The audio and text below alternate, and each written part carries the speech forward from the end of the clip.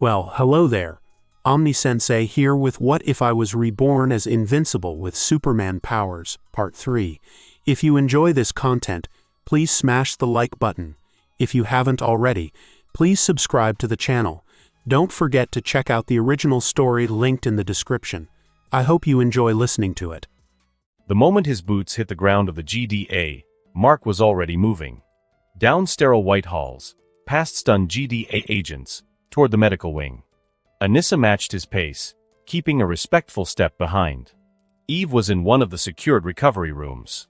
According to the latest report, she was stable thanks to her full power awakening and reconstructing her body after being impaled by Omnipotus's spear. Still, the act had drained her, leaving her unconscious. She hadn't stirred since. Mark stepped closer, gazing at her. It was then that he noticed a subtle but undeniable change. He blinked, then laughed slightly. Eve's breasts were noticeably bigger. Some things never change, he thought, amused, remembering how the same thing happened to her in the comics. Mark leaned down and kissed her softly on the forehead. "Rest up, Eve," he whispered. "I'll be back soon." He turned to the nurse stationed at the door, a young woman who looked like she might faint at being addressed by the hero who just saved the world. Mark simply smiled and said, "Please keep an eye on her." The nurse nodded frantically, almost tripping over herself to assure him. Mark left the room, with Anissa quietly following, her steps almost ghost-like. The hallway barely gave them time to breathe before Cecil Stedman himself came walking up to them. "Well, hell," Cecil said, a grin tugging at his scarred face. "If you hadn't shown up when you did, the world would be ashes. Good timing." Mark shrugged modestly. "Would have arrived days later if Eve didn't call me." Cecil huffed. "Then the world owes your girlfriend a hell of a thank you." He looked past Mark at Anissa, raising an eyebrow. "So, who's the helper?" Anissa's expression shifted instantly into a scowl, her spine straightening. "I am Anissa," she said, her voice low and cold, like a sword being drawn. "Advisor to His Majesty, Emperor Mark, and his personal assistant. Not a helper, you mongrel." Mark placed a calming hand on her shoulder before she did something drastic, like rearranging Cecil's face. He smiled at Cecil and said with a playful shrug, "I wouldn't make the scary planet conqueror angry if I were you." Cecil chuckled dryly. "Lucky for me, I know the Emperor." His tone then sobered quickly. "We need to talk about the Viltrumites. About what this means for Earth." Mark shook his head. "Later. I have something else to handle first." Without waiting for permission or a goodbye, Mark took off down the hall, with Anissa right behind him. Cecil watched them go and sighed heavily. Donald, ever the quiet second in command, appeared beside him with a tablet in hand. "How's that project going?" Cecil asked without looking at him. Donald tapped at the screen. "On track, sir. The creature should be restored in about 3 weeks. Robots working on it around the clock. Seems very dedicated." Cecil narrowed his eye. "Yeah. Robot's interest in that project is starting to get real suspicious. Keep an eye on him and report any odd behavior." Donald nodded. Cecil leaned in slightly, lowering his voice to a whisper. "Did you manage to retrieve any of Mark's blood from the battlefield?" Donald's expression tightened. "No, sir. We have drone footage showing Mark bleeding during the fight, but by the time we got agents on site, nothing. Not a drop."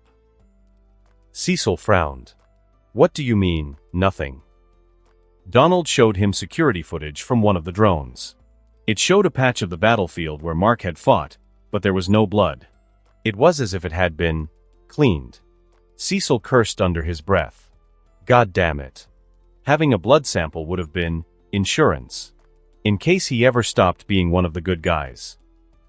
Donald added, "It's like the moment he was done fighting, all the evidence just disappeared." Neither of them realized how true that was. Before arriving at the GDA, Mark had used his supervision and water magi affinity to carefully pull every microscopic drop of his blood from the battlefield, gathering it midair at super speed, and then burning it all away with his fire magi abilities. He wasn't going to make the same mistake as Superman, letting some random lab cook up a nightmare version of himself. An evil clone version of himself would just be annoying. Mark and Anissa landed outside of Invincible Incorporated. Mark led the way in. "This is my home/lab/company," he said casually, his voice echoing in the wide, polished lobby. "And it'll be the future headquarters for the Viltrumites stationed on Earth." Anissa glanced around in mild amazement. The sleek corridors, the high-tech displays, and the army of Invincibots patrolling or working. The building was far more advanced than anything she had expected from Earth. Her brow furrowed. "You planned all this, even before becoming Emperor?" Mark smirked, looking over his shoulder at her. "Yeah, I was pretty confident." Anissa was awed at the pure cockiness Mark had. Finally, they reached the medical bay. The room was dimly lit. Amanda floated in a specialized chamber, suspended in a luminous green fluid. She looked peaceful, but the damage to her body was still evident. Her monstrous form had absorbed most of the trauma, but the injuries had carried over to her human side. Several Invincibots moved around the chamber, monitoring vitals, adjusting herb injectors, and checking scans.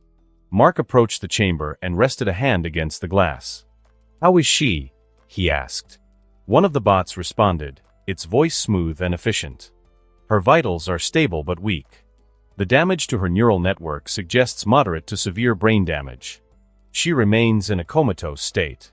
Magical herb infusions into the medical solution have enhanced her monster form's physical regeneration but barely and are ineffective on neurological healing." Mark frowned, his eyes lingering on Amanda's face. "So even if her body heals, which will take a long time, she might not wake up. Would Viltrumite medical technology help?" Mark asked, not taking his eyes off Amanda. Anissa hesitated. "Our technology focuses on brute force healing, making the body use its resources to heal itself," she said honestly. "Compared to your technology? I'm not sure if it would be enough, but we could try." Mark's jaw tightened. He thought it through at super speed. Amanda's monster form had borne the brunt of the injuries. Her human form had inherited the damage when she reverted. If she stayed human, her normal healing capabilities would be too slow, and she would die. But if he tried to forcibly heal her through magic, the curse tied to her monster form would resist him just like it had during the battle. He could purify her curse completely and then heal her with magic. But she would lose her powers forever. Mark sighed, his forehead leaning against the cool glass. "I can't do that to her. I know I wouldn't want someone to take my powers away." He pulled away, his mind racing with possibilities. He needed more time. He had an idea that would take some time to implement. Standing straight again, he placed his palm against the tank, a silent vow passing through his mind. "I'll make sure you wake up soon, Amanda. I promise." Anissa watched him silently. She bowed her head slightly out of respect, even though he couldn't see it. Just then, a few of the Invincibots whirred up beside them, reporting on the continued search for magical herbs and experimental recovery options they were working on. Mark nodded but didn't say much, still watching Amanda. The television flickered inside countless homes across the globe, airing the same emergency broadcast.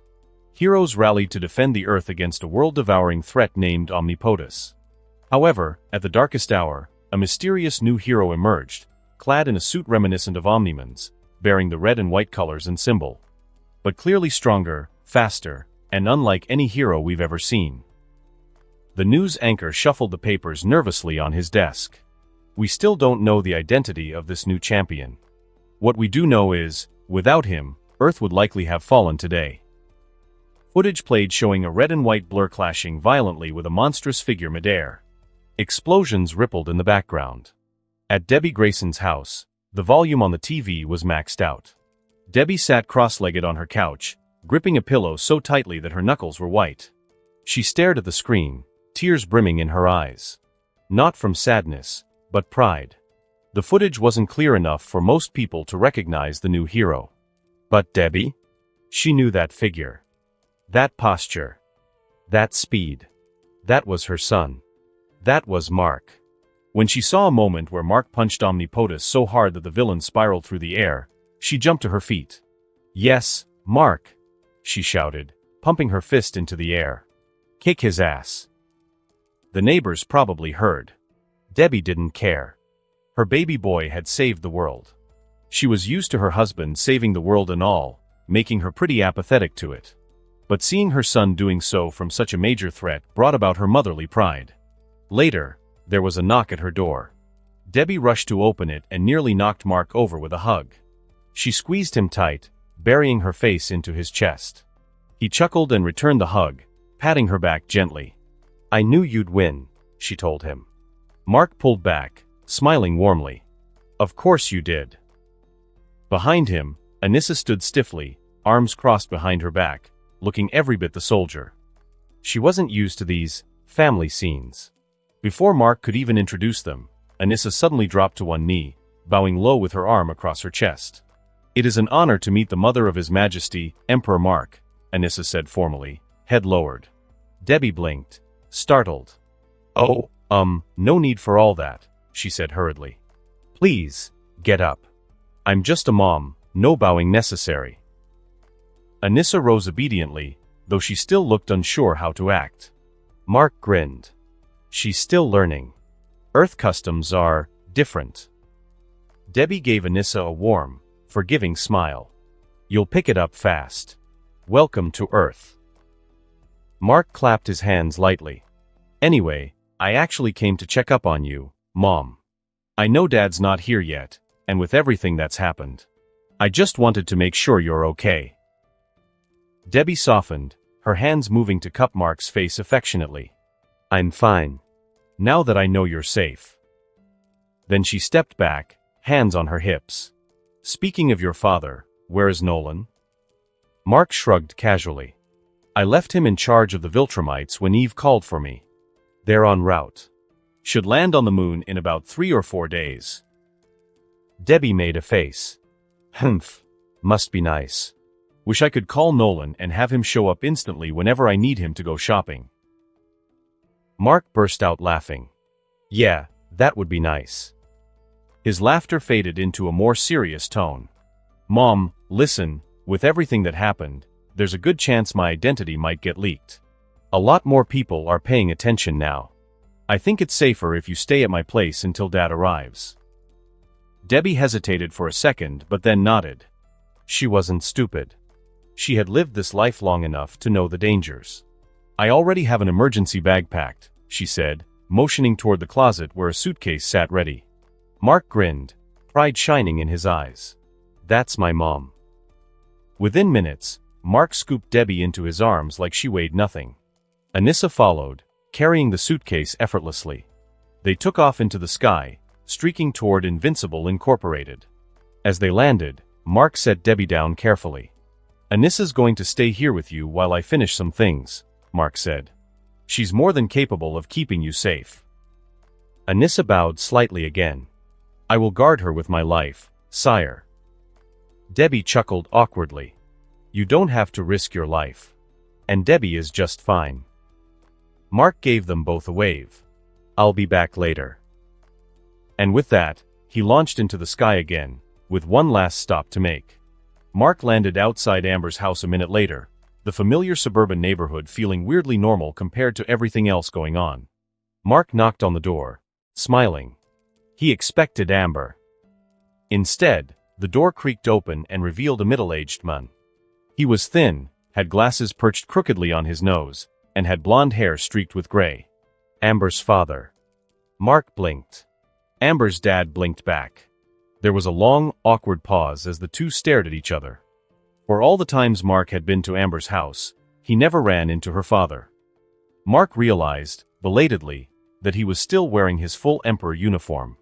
The red and white colors were the same as the figure who had just been broadcast all over the news saving the world. Amber's dad's face turned pale. He wobbled. And then, thud. He fainted right there in the doorway. Mark stood frozen for a moment. "Well, shit," he muttered. He heard rapid footsteps pounding down the stairs and looked up just in time to see Amber herself. "Mark!" she shrieked, running toward him. He had all the time in the world with super speed to brace himself before she leapt into his arms, wrapping herself around him. He caught her effortlessly, his hands instinctively grabbing her. She clung to him, her arms tight around his neck, her legs curled around his waist. He laughed, planting a kiss on her lips. "I'm back," he murmured. Amber pulled back just enough to smile at him, her eyes shining. I know. I saw you on the news. You were incredible. Then her face turned serious. Is Eve okay? Mark nodded, reassuring her. She's fine. Just resting. She'll be awake in a few days. Relief washed over Amber's face. She let out a breath and then grinned mischievously. Still in his arms, she tugged at his shoulders. Come upstairs with me. We need to talk. Mark raised an eyebrow, glancing down at her dad still unconscious at their feet. Shouldn't we, deal with that first? He asked, half laughing. Amber looked down briefly at her father's prone form. Then she shrugged, smirking coyly. He'll be fine. And honestly, I'd rather he not be awake for what we're about to do. Mark felt his face flush. For all his strength and boldness, Amber could still catch him off guard like nobody else. She giggled, delighted, sensing his embarrassment. With a playful growl, he shifted her weight and carried her upstairs, her laughter echoing through the house. Down below, Mr. Bennet lay unconscious and blissfully unaware. Mark lay in bed beside Amber. Their naked bodies were tangled under the sheets. Amber curled up against Mark's bare chest, her fingers lazily tracing a line down his collarbone. Her skin was warm against his, her breath steady and relaxed. I missed you, Amber murmured, voice soft and a little sleepy. Mark smiled, turning slightly to kiss the top of her head. I missed you too. There was a pause, just long enough for her to soak in the moment. Then she asked, So, how was your trip? You've been gone for like 3 weeks. Mark gave a soft shrug, eyes drifting to the ceiling. Pretty smooth, honestly. Went out to meet with the Coalition Council. There was some talking, boring stuff at first. Then, a few Viltrumites decided to crash the meeting. Amber's eyes widened. What happened? Mark yawned, like he was recounting a long day at work. We handled them. Took them down pretty easily and brought them with me to Viltrum. Amber blinked. You went to Viltrum? What was it like? Mark's expression softened as he recalled the alien world. It's hard to explain. Imagine the kind of planet humans picture in sci-fi movies when they talk about utopias. It was full of advanced tech, white buildings, and pristine skies. The architecture is super clean and organized. It's kind of surreal. Amber's mouth opened in wonder. Wow, that sounds incredible. I'd love to see it one day. Mark smiled down at her. I'll take you. Promise. One thing he didn't tell her was that there was a ring of dead Viltrumites surrounding the entire planet. For a few seconds, they just lay there, bathed in the fading light and soft silence. But then Mark's eyes flicked to the window, and he noticed how the sun had nearly disappeared. He sighed and gave her a quick kiss on the lips. I should get going. Amber pouted, pulling the blanket tighter around them. Why? Just stay here. Mark chuckled. Tempting, but your dad's still home. And let's be real, if I stayed here, I wouldn't be able to keep my hands off you. And we'd make noise. Amber laughed and nuzzled his neck. I'd be fine with that. I bet, he smirked, but there's another reason. Anissa's at my house, and well, she's not exactly used to Earth yet. I trust her, but I also don't want to come home to a crater in my kitchen. Amber giggled again but then sat up, letting the blanket fall and revealing her chest. Then let me meet her. Mark blinked. Why? I want to meet her, she repeated. I've never talked to a real alien before. Mark raised a brow. You're literally dating an alien. Amber rolled her eyes. You were raised here. It doesn't count. Mark stared at her for a beat, then sighed. All right. But you're telling your dad. Amber groaned but nodded. Yeah. I guess it's about time I introduced you properly anyway. They got dressed, taking their time but eventually making their way downstairs. But when they reached the living room, they looked towards the ground. Mr. Bennet was there.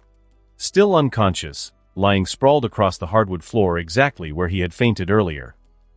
Mark knelt and easily lifted him onto the couch like he weighed nothing. With a small puff of his cold breath, he blew over Mr. Bennet's face until the older man jolted awake, arms flailing. What the? He gasped, sitting up straight, eyes darting wildly. Dad, calm down, it's okay. Amber said, rushing over to steady him. Mark and Amber sat side by side on the couch across from him while Mr. Bennet slowly came to his senses, adjusting his glasses and squinting at Mark. He didn't say anything at first. Just stared. Mr. Bennet's eyes stayed locked on Mark longer than Mark was entirely comfortable with. He scanned him head to toe. The suit, the solid build, and the quiet composure that didn't look like it came from someone who'd literally fought a god a day ago. It was all a lot to take in. There was something about Mark that didn't just say superhero. It said something more authoritative. Like he was someone of great importance in the government.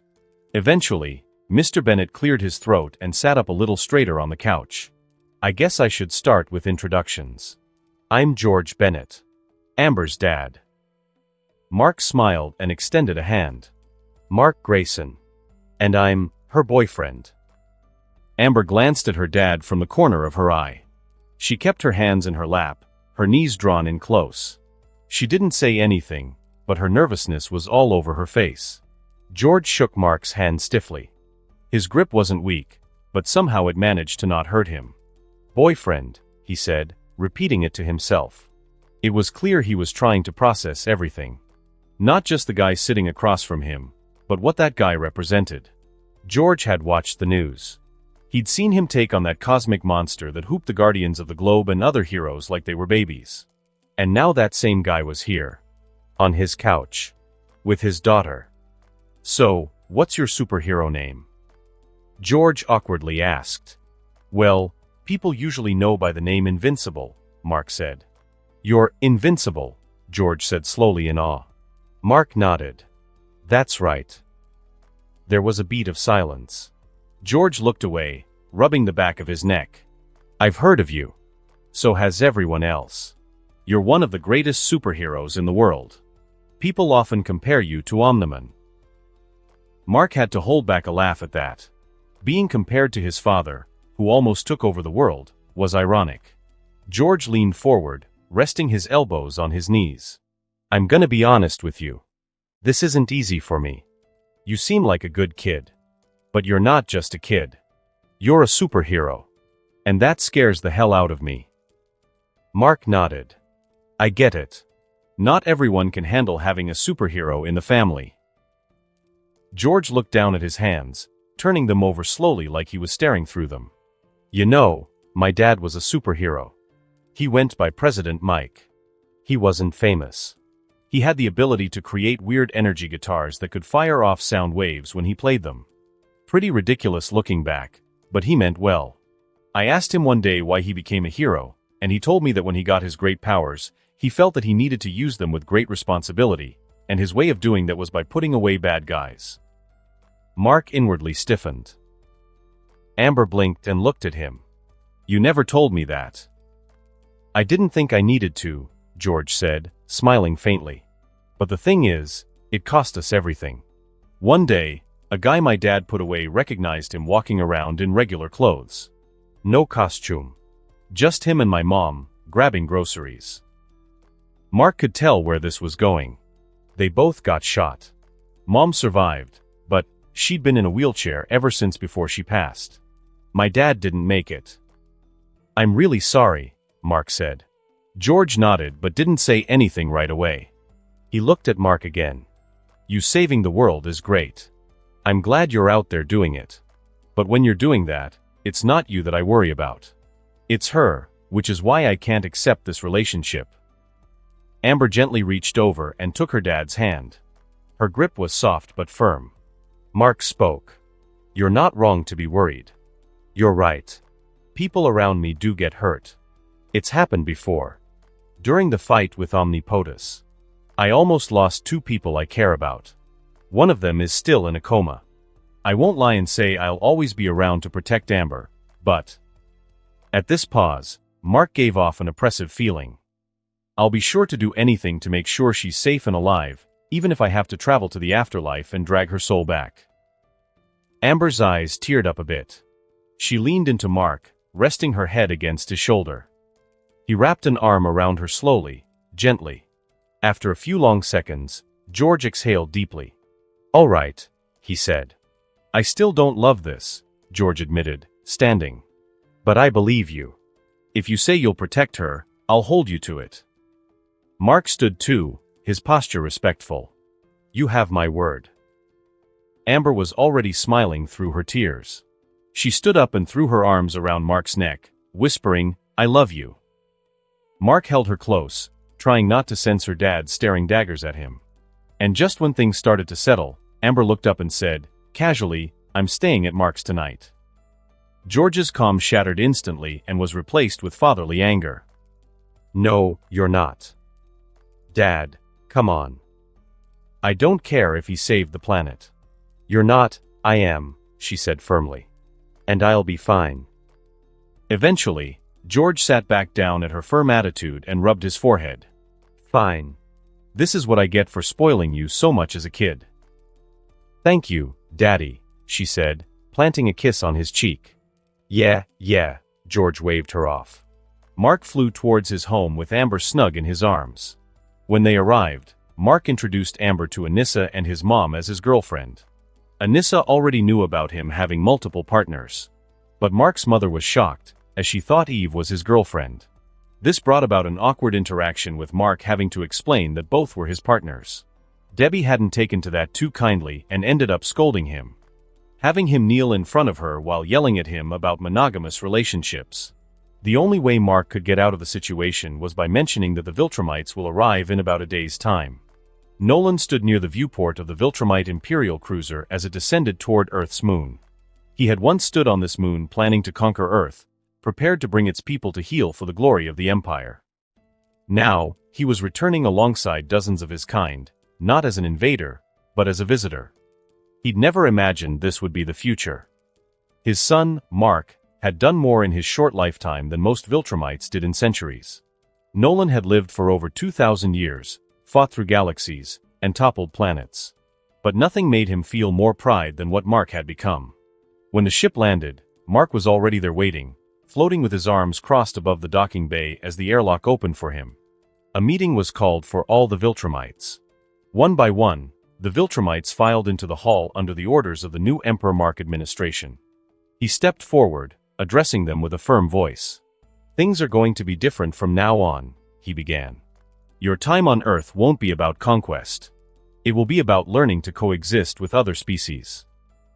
The crowd remained silent, their attention fixed. You'll integrate into human society. That means blending in, keeping your powers hidden unless necessary to save lives. No grand displays of power. Just living like them and understanding them. A few furrowed their brows. Others glanced at each other, visibly unsure.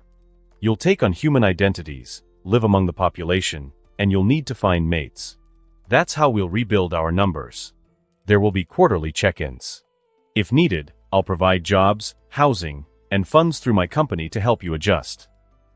Once you've confirmed impregnation with your partner, you can come to Invincible Incorporated, where the child will be chipped and you can decide to raise the child, however you like, until they gain their powers.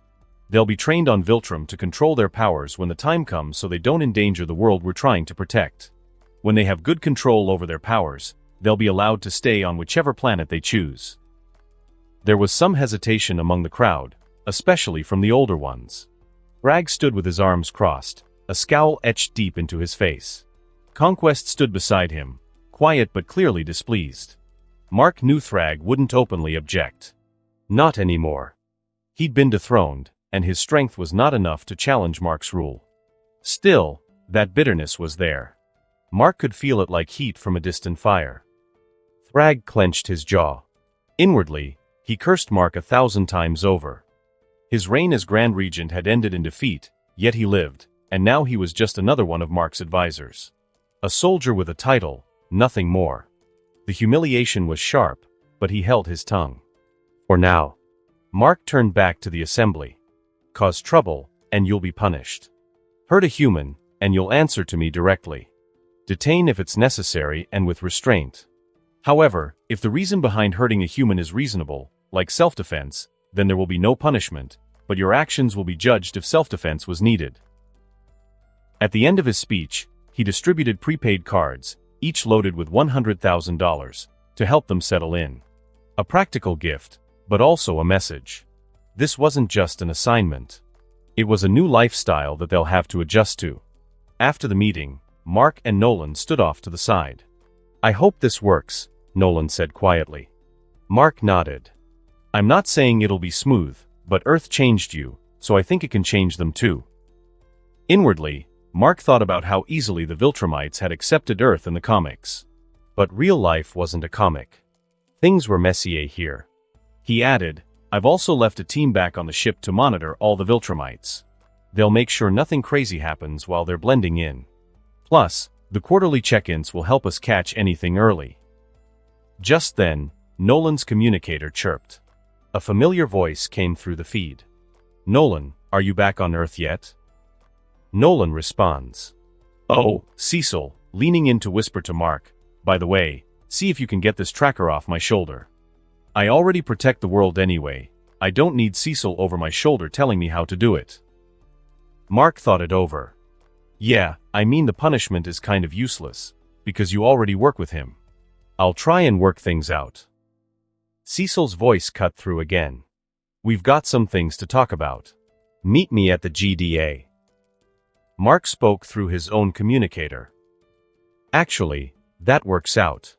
I was planning to meet with him anyway. We need to talk about Earth's future, and the Viltrumites." Nolan tapped his chin.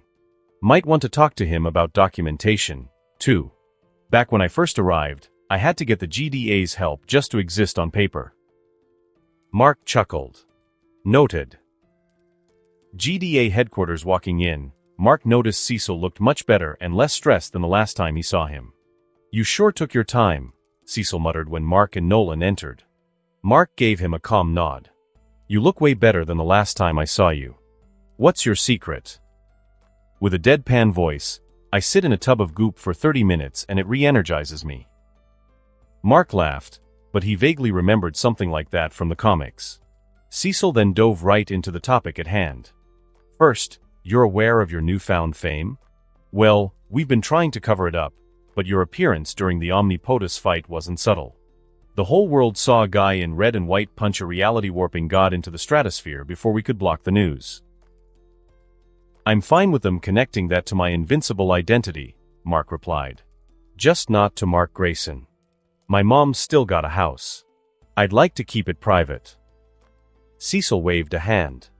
"Fine, we've been scrubbing footage, filtering interviews, and even paying off a few news anchors so we can make it so that you are identified strictly as Invincible and not Mark Grayson." Now moving on to the second topic, reports are flying in from every continent. Multiple unidentified objects entered Earth's atmosphere about an hour ago. Dozens of them were moving so fast that we lost track of them. You wouldn't know anything about that, seeing as you guys were on the moon, would you? Mark responded. "Those are the Viltrumites that I've led here." Cecil stared at him like he hadn't heard correctly. "You brought them here? Without even giving us a heads up?" Mark calmly says, "Well, it's not like I'd come back without them. Plus, I want them to experience Earth life so they can change their mindsets when it comes to other species." Cecil irritated, "You just introduced a species that can squash humans like bugs into the general population, with no warnings to protect ourselves." Mark crosses his arms and has a stern expression. "I know, but I'm their emperor now, and I've ensured that the Viltrumites will behave properly while on Earth. They'll even save human lives if able." "So what's the plan?" Cecil finally asked. "They just hang around, punch criminals, and go on Tinder dates?" "They're not here to play superhero," Mark said. "They're mainly here to start families and gain emotional maturity." Cecil sat back in his chair, tapping the table with a finger. "All right. Let's hear it. What does this alliance look like?" Mark nodded. "Simple. Earth will let the Viltrumites live here. They integrate into society and start families. In exchange, we offer Earth access to our technology, which helps with cleaner forms of energy, helps with increasing the number of natural resources, and even restores the atmosphere to combat global warming. We're talking a cure for climate change, food shortages, maybe even space exploration." Donald glanced up from his notepad at that, didn't even know he was here. We'll also promise to return to Viltrum in a few generations, once our numbers reach a satisfactory level. But for now, Earth is our refuge." Cecil narrowed his eyes. "And you can guarantee they won't go rogue? No massacres? No coup attempts?" "I can," Mark said. "Because they're following me. And I'll hold them accountable even if I need to kill them." Cecil was quiet for a moment. Then, "And the humans involved with them? The partners, the children?" Mark nodded. "They get essentially dual citizenship. Freedom to visit either planet. Full protections under both governments." "And the kids?" Cecil asked sharply. "You're talking about god-level toddlers born to humans. What happens when they start throwing trucks in preschool?" "We'll track their development using standard Viltrumite trackers when they are born. When their powers emerge, we move them to Viltrum for training and education. Taught how to control their strength before being able to return if they want." Cecil's expression remained skeptical, but he was listening. Donald continued scribbling notes. "And if they don't want to stay on Viltrum?" "They'll have that choice once they're trained," Mark replied. Cecil sighed, glancing at Donald. "This is a hell of a proposal." "It's not a proposal," Mark corrected gently. "It's a solution. One that benefits both sides. Besides, it's not like you can refuse, as it's already happening. Better to take advantage of the opportunities." Donald looked up. "You said these children would be tracked. How?" Mark hesitated only briefly. "Harmless trackers that will be embedded at birth. They're already standard procedure on Viltrum, since they need a way to keep track of their people that are capable of flying through space." Cecil mulled that over. "And if someone decides to weaponize one of these kids? Raise them to hate humans?" Mark's face was serious. "Then I'll deal with them." That seemed to satisfy Cecil more than any contract ever could. 10 hours later, the treaty was drafted. Terms were laid out. Conditions were reviewed. Exceptions were made, like Nolan's punishment, and contingency plans were debated. When the last page was written, Mark and Cecil stood up and shook hands. "You're a hell of a politician," Cecil said. "You know that." Mark grinned. "I had to read a lot." They left the meeting room in silence, and the beginning of an era was forged. While Mark and Nolan were moving towards the exit, Mark turned around. "I'm gonna check on Eve. Mom's at my house, so you could fly there." Before he started walking towards her room. The halls of the GDA were quiet this late, lit only by the soft hum of overhead fluorescents. Mark moved briskly past nurses and agents until he reached a familiar door. He pushed it open gently. Inside, Eve sat upright in bed, and her eyes lit up when she saw him. "Mark," she said softly with a smile. He smiled. "Hey, gorgeous." But the warmth of the moment was immediately undercut by the presence of two other people in the room. Eve's parents. Her mother sat beside the bed, looking tired and worried. Her father, on the other hand, stood stiffly near the wall, arms folded, disapproval etched across every inch of his face. Mark gave a polite nod. "Mr. and Mrs. Wilkins." Eve's dad didn't return it. Instead, he turned toward his daughter, voice already raised. "I told you this job was too dangerous. And now look at you. You almost died." "Dad," Eve groaned, rubbing her temples. "Not now. You should quit and focus on finding a stable husband and having kids." Mark raised an eyebrow. "I'd be pretty heartbroken if she went and got a husband while she's still dating me." The silence in the room was immediate and thick. Eve's dad blinked, clearly realizing who had just spoken. He stammered. "You're that guy. The one on TV." Mark just nodded. "Mark Grayson. Superhero. And Eve's boyfriend." Eve smiled faintly at the introduction, but her father's face darkened again. "We'd like some privacy," he said, stepping toward Mark. Mark merely walked past the mun, ignoring him, and approached Eve's bedside, brushing a strand of hair from her cheek. "You okay?" "I'm fine," she whispered. "I was just exhausted." Eve's father exploded. "I don't care who you are. She's my daughter, and I have a right to speak to her without being interrupted by some stranger." Mark didn't raise his voice, but his tone dropped cold. I'm not some stranger. I'm her partner. You know, the one who didn't walk away when she needed support. Eve's dad clenched his jaw. She shouldn't be doing this in the first place. She's not cut out for it. She should have stayed home, like I said, instead of running around in a skimpy suit pretending to be a hero. That was it. Mark's anger appeared. You need to shut the hell up, he said, eyes narrowing. You think she's not cut out for it? She just helped save the world. She was inches from death, and you're worried about the way she dresses. Eve's father tried to cut in, but Mark wasn't done. Mark said plainly, I'm not going to stand here and let you pretend your outdated 1950s worldview is somehow right. I won't let you talk to my Eve like that, especially when she'll be an important figure remembered far into the future, while you'll be an old man all by yourself with no one to visit you since you pushed your daughter away. Mark then looked at Eve's mom. And you need to stop feeding into his ego by being so submissive and actually stand up for yourself and for your daughter. How are you supposed to be an example for your daughter with the way you act? Either get it together yourself or come and ask us for help. The room was silent again.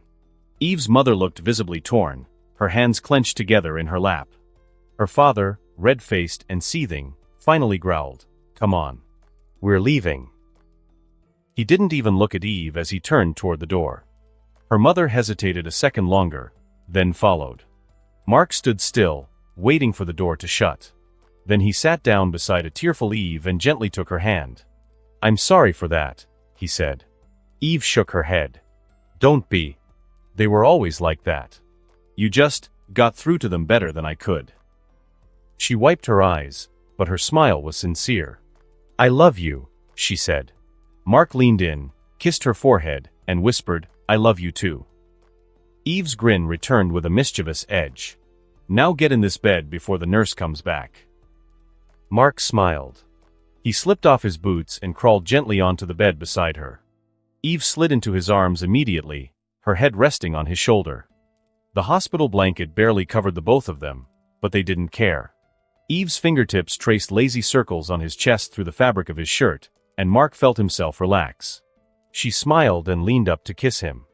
It was a very intimate kiss. Eve's fingers slid up into his hair, and Mark wrapped his arms around her waist, pulling her closer. She moved on instinct, swinging one leg over him so she straddled his waist, the blanket slipping further. She pulled down Mark's pants and then removed her own before hovering right over Mark's meat. They both froze when they heard a soft gasp. Both of them turned to see a nurse frozen in the doorway, eyes wide, mouth slightly open. A thick silence filled the room. Mark opened his mouth. The nurse flushed bright red and quickly turned around, closing the door behind her with a thud. They could still hear her heels echoing as she walked off in a rush down the hallway. The nurse inwardly thought, he's so big. Eve laughed a little. Mark groaned. Man, I should have heard her coming. She looked into it, Eve giggled. Did you see the look on her face? She was blushing all the way to her ears, Mark muttered. Eve lowered her waist, inserting Mark into herself, while moaning. MNNN. Well, maybe we should give her something to really talk about. Mark groaned. You are a menace. She grinned. You love it. Giving him a kiss. I really do. Mark and Eve soared in the sky, side by side, Eve's cape and Mark's return cloak trailing gently in the wind as they returned home to the Invincible Incorporated penthouse. So, Eve said, glancing at him, what's the plan now, Emperor? Mark let out a breath, chuckling. Honestly? Not much for now. Most of the Viltrumites are incognito and blending in. I won't need to worry about them for another 3 months when it's time for check-ins. Eve said, coasting a little closer. So no Imperial duties or threats for a while. Hopefully, Mark replied.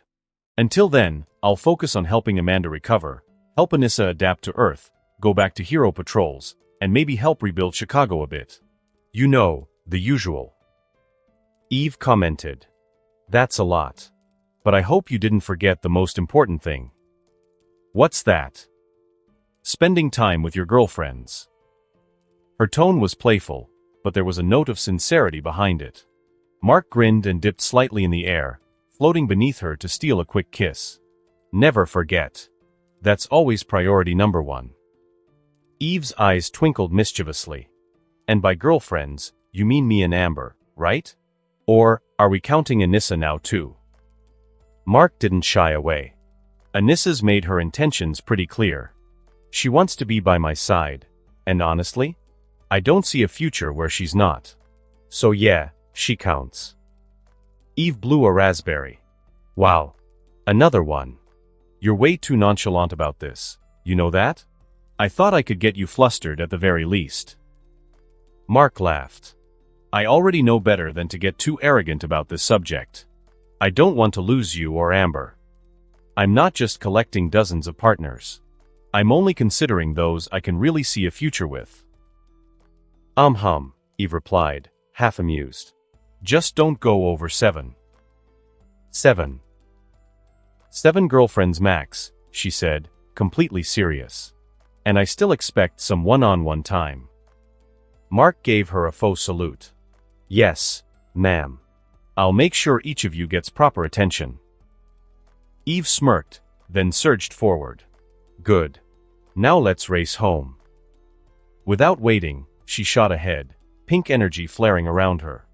Mark grinned, letting her get a head start before following at a casual pace. He could have overtaken her easily, but he didn't.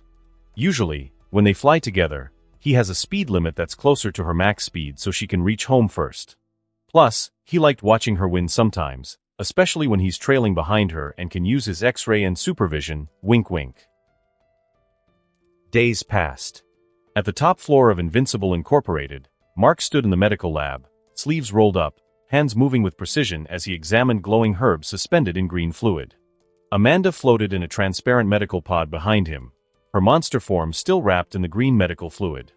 She hadn't moved in days ever since she entered her coma. Mark gritted his teeth and turned back to his workstation. The table was covered in materials he had gathered from all over Earth. Mark sighed, rubbing his temples. This isn't enough. His Kryptonian medical knowledge was vast but limited. It didn't include illnesses and injuries that were magical in nature. His Kryptonian healing magic should have been able to handle this.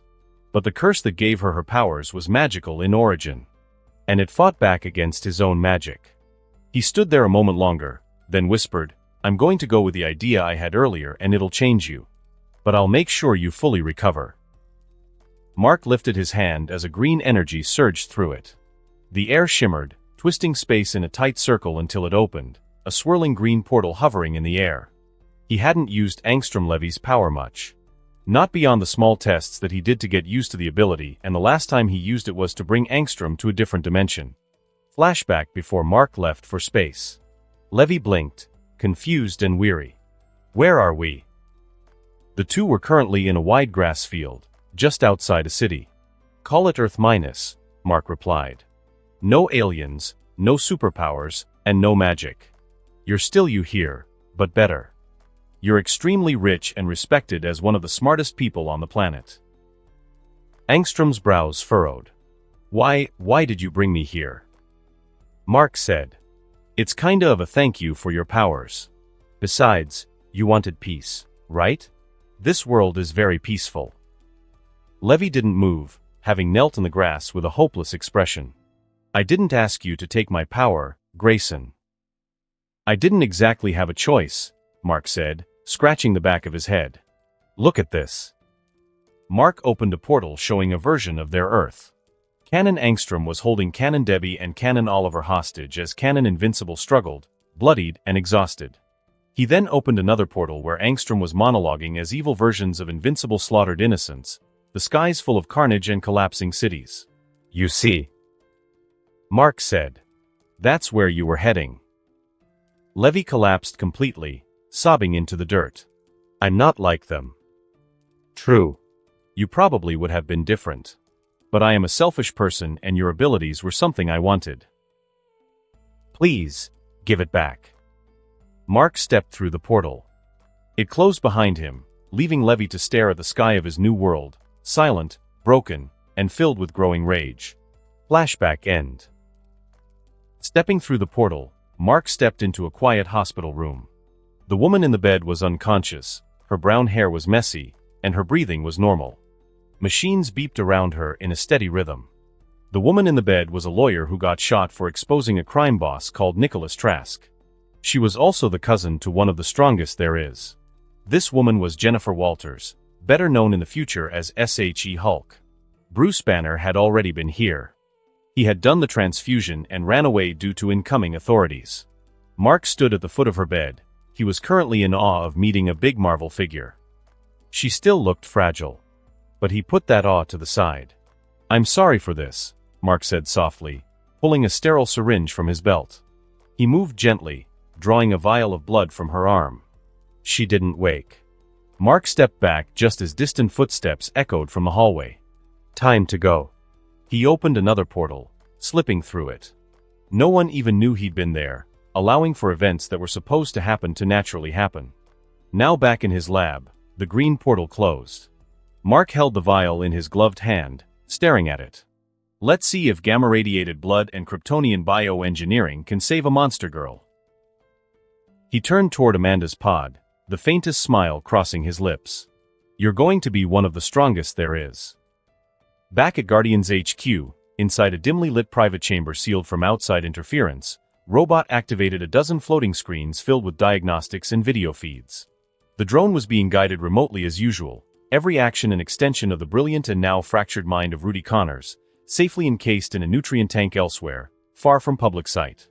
Rudy's mindset was in a downward spiral. Amanda had been injured. Badly. And it hadn't been him who saved her, it had been Invincible. During the battle with Omnipotus, the drone had made its way toward her unconscious body. It had tried to call out to Invincible, to plead to be taken along. But its voice module had been damaged in the fight, and no words came. Invincible hadn't even acknowledged it. He simply picked Amanda up with his powers and flew off, leaving Robot behind like an obsolete tool. In the days since, that moment had played over and over again in Rudy's mind on repeat. What might have been sadness and worry festered into frustration, then obsession. Now, through his creation, Rudy had begun to act, not as a scientist, not as a strategist, but as something more dangerous, a genius with a personal vendetta cloaked in irrationality. While the reanimated Depth Dweller remained locked away in a GDA bio-containment vault under Cecil's orders, especially with the new alliance he had with the Viltrumites, Robot had managed to intercept its audio. The creature's screech, one that had proved oddly effective against both Invincible and Omni-Man, was digitized and stored. He didn't need the monster. He had the sound. A new window opened on one of the computer's terminals, displaying a topographical map with a blinking red dot. It was one of the Viltrumites who had recently gone incognito on Earth, blending in with the population per Emperor Mark's new integration order. Robot had found him, barely. Even with advanced surveillance, this one had taken time to locate. On screen, the drone reviewed grainy but stabilizing footage, a man with a thick mustache, flannel shirt, and jeans chopping wood in the middle of a dense winter forest. To most, it looked like any lumberjack. But the readers knew better. This man was Thrag. Robot didn't know his true identity. Not yet. To him, this was simply a test subject, a powerful Viltrumite isolated from others, perfect to attain his blood. Robot's mechanical eyes narrowed as it saved the footage and quietly began drafting an engagement protocol. Rudy wasn't ready to confront Mark yet. However, since he couldn't get a sample from Mark, this hidden Viltrumite would do. Mark stood in his lab within the dimension of solitude around shelves that were filled with books he had collected from all over his Earth and alternate Earths from the Marvel Universe. He had been bouncing back and forth between Earth and this isolated dimension for weeks now, collecting books on gamma radiation, building medical devices to aid his tests, and studying the blood sample he'd carefully taken from Jennifer Walters. While he was studying Jennifer's blood, he began contemplating giving it to Amanda. Jennifer's blood was filled with radiation and Mark began to fear that it would just give Amanda cancer and kill her, without the true source of a Hulk's power being present in their universe. The one below all Mark had no idea if Amanda would be able to become a Hulk using Jennifer's blood without the one below all being present in their universe. So he had to conduct some more tests to see if becoming a Hulk was possible without the one below all's power. To determine this, Mark traveled to many different universes in the Marvel multiverse to acquire more blood samples from not only Jennifer Walters but also Bruce Banner. He acquired samples of her blood before and after becoming She-Hulk and did the same for Bruce Banner. However, it seemed as though many versions of Hulk were vigilant and seemed to always be on edge, leading to him even having to fight one in order to obtain a proper blood sample. Still, his efforts had paid off. Through careful testing, he discovered that both Jennifer and Bruce possessed a unique genetic trait that allowed their bodies to process and survive gamma radiation in ways others couldn't, but only when there were extremely large amounts of gamma radiation could they turn into a Hulk. So, he didn't have anything to fear with the one below all. Now, all he had to do was recreate that same genetic trait in Amanda. Safely. Before anything else, though, he had to return her to her real self. Mark stepped in front of the medical pod and pressed his palm to the glass. His eyes glowed faintly as he called on one of his Air Magi abilities, Purification. Soft green energy flowed from his hand and enveloped Amanda's monstrous form, gently peeling away the layers of cursed magic clinging to her DNA. Her form shimmered. The monstrous exterior began to fade away like smoke. Her muscles relaxed. The giant hands shrank. What was left was Amanda, the real Amanda, her 24-year-old self, floating unconscious and uncursed. The monitors in her chamber flared red as her body began to register the full extent of her injuries again. Her limbs twitched. Her brow furrowed in pain. Mark calmly kept his hands on the glass and channeled his Kryptonian water Magi healing. The green medicinal liquid filled in the pod glowed a neon color, and her vitals began to stabilize. The curse was gone and now she was fully recovered. He sighed in relief, a weight lifting off his shoulders. She would still be out for a while, but her body was finally healed. Her mind, fractured by pain and trauma, would take more time. Looking at her, Mark noticed the outfit she wore before transforming had returned. He didn't hesitate. With the efficiency of a field medic, he gently removed the torn remnants and dressed her in a plain, dark blue bathing suit to preserve her modesty. No awkwardness, no lust. Just duty and care. A knock echoed from the lab's entrance. "Come in," he called without turning. The doors slid open with a gentle hiss.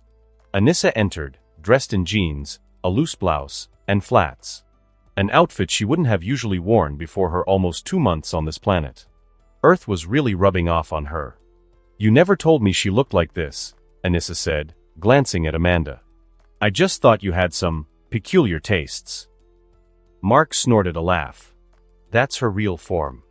I removed the curse that was placed on her, so she returned to who she actually is." Anissa tilted her head, taking a better look. "She's beautiful."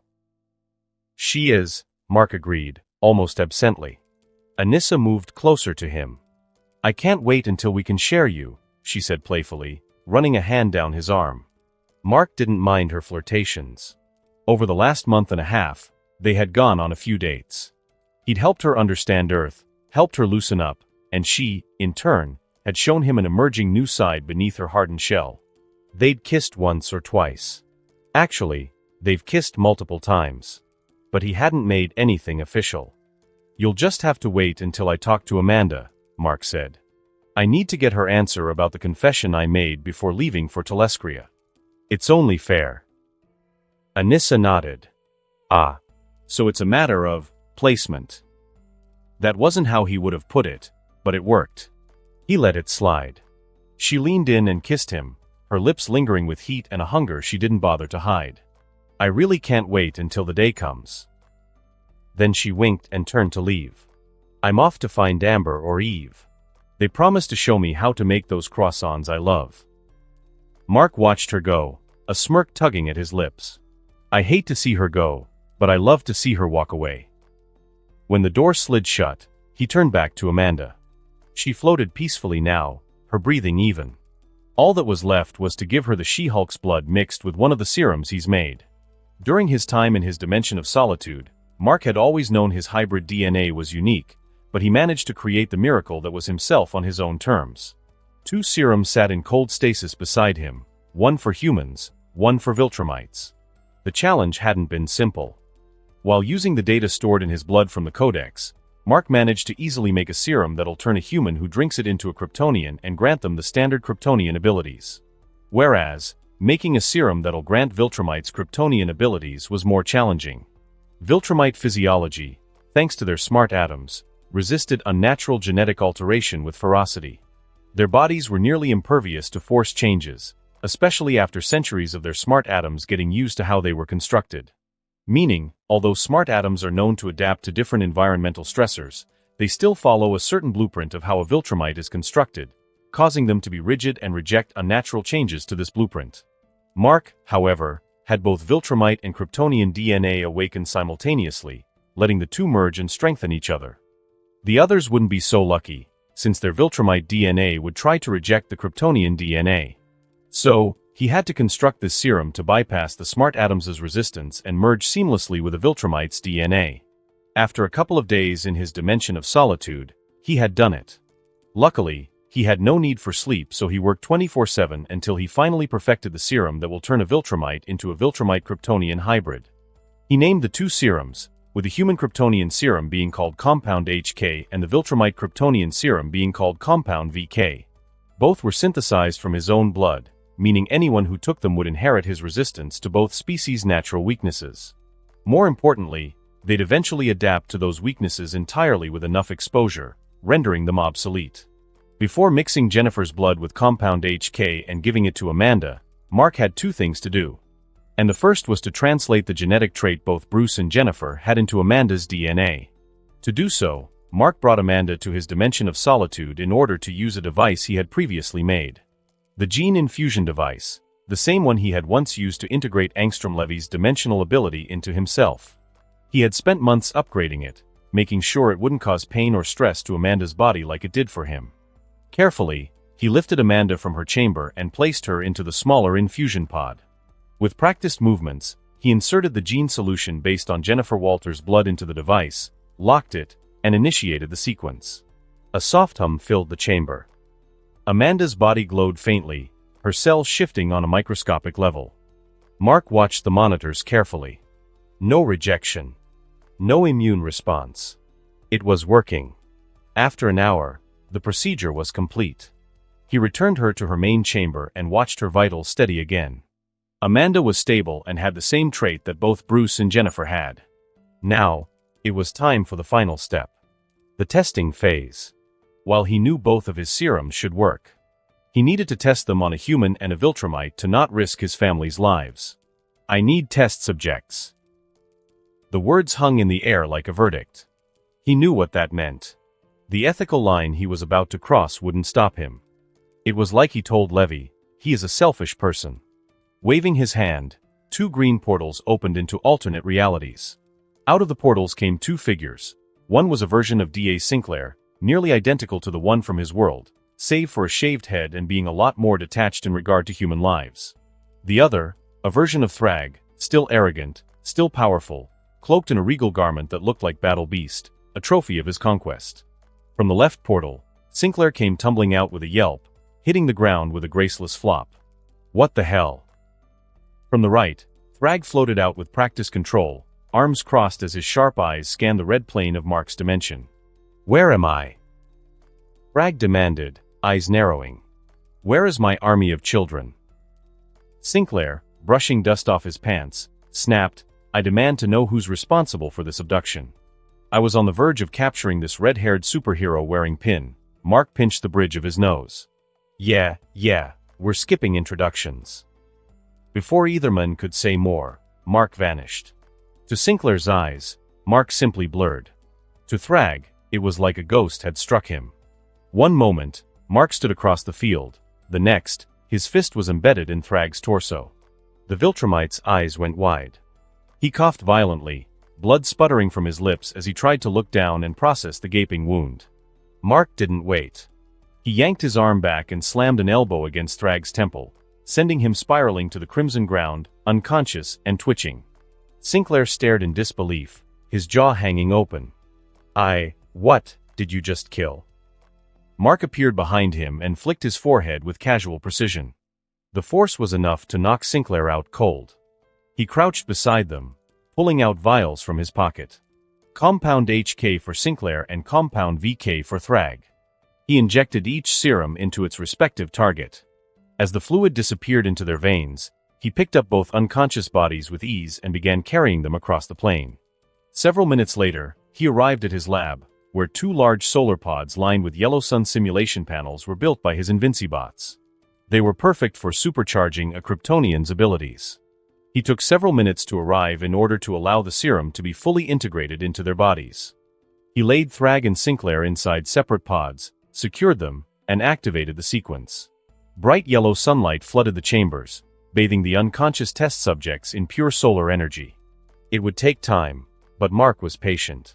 The results had to be clear before he dared even think about using the serums on anyone close to him. For the next month, Mark monitored them carefully. Sinclair's body began to change quickly. His muscles thickened, his bone density increased, and a bioelectric aura started to radiate from his skin. These were telltale signs of a Kryptonian awakening their powers. His vitals showed no side effects and that there was no rejection. Thrag, on the other hand, took like 2 days longer. The VK serum was more complex. His smart atoms resisted at first, violently. But the serum was designed for exactly this. Bit by bit, the Kryptonian DNA merged with his Viltrumite cells. The results were promising. What should have taken Thrag 3 months to fully recover from Mark's earlier assault only took 1. Mark stood outside the pods, reading the final reports. Bioelectric aura, solar absorption, accelerated healing. He nodded to himself, heart hammering. "It works," he whispered. "It actually works." He hovered his hand over the release switches. He pressed both. Oops, maybe I should have woken them one at a time. The pods hissed open with mechanical precision. Steam poured out. Both men stirred. Sinclair groaned, floating slightly above the ground, blinking in awe at his body's new capabilities. Thrag opened his eyes and locked onto Mark. His body shot forward like a missile. Shit. Definitely should have woken them up one at a time. Mark barely had time to brace before Thrag tackled him with the fury of a freight train, smashing him through 3 reinforced lab walls. The momentum didn't stop. They shot out of the structure and into the crimson sky of the wasteland beyond. Mark twisted mid-flight, planted his feet against Thrag's chest, and launched him across the red plains, sending him crashing through rocky terrain like a meteor. "Guess we're doing this again." He glanced back toward the hole in the lab's wall, using his X-ray vision to find Sinclair still floating, disoriented and trying not to crash into a support beam. "Invincibots," Mark called out. "Contain Subject A. Engage if it tries to flee." The bots zipped out in a swarm, surrounding Sinclair with force fields. Mark clenched his fists, eyes glowing red as he flew off after Thrag. He even had a grin and feeling of excitement at the thought of facing a Kryptonian Thrag. The world came back to Thrag in blinding waves of color and sound. His body lay half-buried under collapsed stone pillars, jagged slabs of red rock crumbling off his shoulders as he rose to his feet. Pain and heat throbbed behind his eyes, but it was nothing compared to what hit him next. Everything was loud. He heard the crackling hum of machines from Mark's base. He could hear his own heartbeat pounding like a drum against his eardrums. Worse, his eyes refused to focus properly. The world bent at strange angles. He could see through things. Through the stone. Through his own hands. He blinked rapidly, clutching his ears and growling through clenched teeth. What is this? His instinct screamed, but centuries of control kicked in. Breathing deeply, he fought to steady himself, reeling his senses back in. It took time, but he did it. His vision stabilized, and the auditory overload dimmed into a background hum like construction noise, irritating but tolerable. Then he saw him. Mark Grayson was standing at the edge of the canyon with a maddeningly calm expression on his face. "You," Thrag spat. "Mark Grayson. For years. It's been nearly 4 years since you vanished." Mark's eyes narrowed slightly, but he said nothing. He thinks that Thrag must have been confusing him with the Mark from his dimension. Thinking about it now, that Mark must have been in his time skip era. He'll have to stop by and maybe help that Mark out. Thrag squinted. "You're different." His tone was suspicious. "What did you do to me? When you injected me, what the hell was that?" Mark's voice was cool, even casual. "I just gave you an upgrade and made you stronger, faster, and more durable." Thrag's face twisted in fury. "You didn't answer the question. What did you give me?" "And I don't plan to," Mark replied flatly. "You don't need to know what you've been given." Thrag's hands clenched into fists. His instinct screamed danger as he looked at Mark, But there was something else, a creeping awareness of newfound strength pulsing in his muscles. He indeed did feel stronger, like Mark said. But also, weird. Why? He demanded. Why do I need more strength? Mark gave a faint shrug, brushing dust off his shoulder. I needed a test subject, and you're tough. I didn't want to potentially waste the serum on a weak Viltrumite. He didn't mention that he could have picked any random soldier. No, he wanted Thrag, at least an evil version of his Thrag that was still at the peak of his pride and confidence. Someone who could actually push him, and he wouldn't have any problem killing.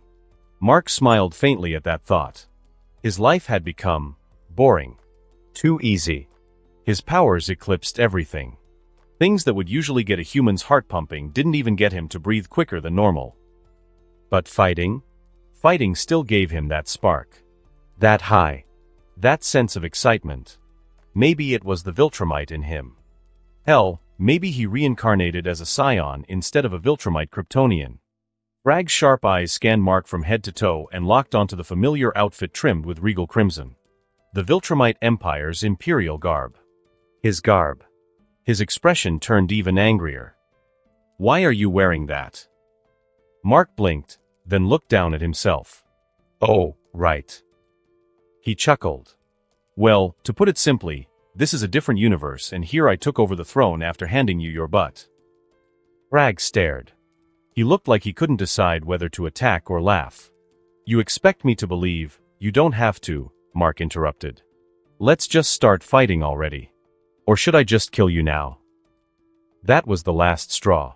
With a roar, Thrag launched himself forward, throwing a punch that shattered the sound barrier. Mark raised his arm and blocked it with a grunt. Their limbs collided like meteors. Mark responded with a punch of his own, aimed straight at Thrag's head. Thrag twisted, blocking with his forearm, and for a second they hovered there, locked in midair, the force of their clash shaking the canyon walls. Then the sky exploded. They moved too fast for the naked eye, trading blows across the air like titans in a storm. Every punch split the air. Every dodge sent ripples through the clouds. The mountain range cracked and splintered beneath them, the sheer force of their movements displacing thousands of tons of rock. Mark felt the strain. Thrag was maybe 80% of his current strength, but he was experienced, and brutally so. Every move was precise, refined by centuries of war. For every blow Mark landed, Thrag countered with a smarter one. It was exhilarating. They separated midair, both landing on the broken ground below. Mark touched his side, seeing that it was bruised. He may have even had cracked ribs. He tasted blood. Thrag didn't look much better. He had one eye swollen, and his shoulder was slightly dislocated. Where have you been? Thrag growled. All this time. And what was in that injection? Is that what gave you this power? Mark sighed. I already told you I'm not your Mark. I'm from another universe. Thrag didn't believe him at all. But he was too furious to care. Mark cracked his neck and stepped forward. Enough talk. He launched forward and drove a punch into Thrag's jaw. Thrag snarled and countered, slamming a fist into Mark's ribs. Something gave way. Mark gasped, but he returned the favor with a brutal elbow to Thrag's collarbone. Bone cracked. Thrag screamed. The fight descended into savagery. Grace gave way to fury. They headbutt each other like beasts, broke bones, and tore flesh. Blood coated their hands. At some point, the noble battle turned into a brawl between two beasts. Mark's grin never faded. This was the thrill he'd missed. The feeling of his blood pumping was exhilarating. He understands Battle Beast more now. He should set up sparring matches with Battle Beast but should remove Battle Beast's curse as well. Thrag was no longer thinking about capturing Mark. He was fighting to live. And losing. Mark stepped back, breathing heavily, wiping blood from his lips. He stared across at Thrag, who was hunched over, breathing heavily as well. I've been fighting like a Viltrumite, Mark said, voice low. Thrag frowned. Mark's eyes glowed red.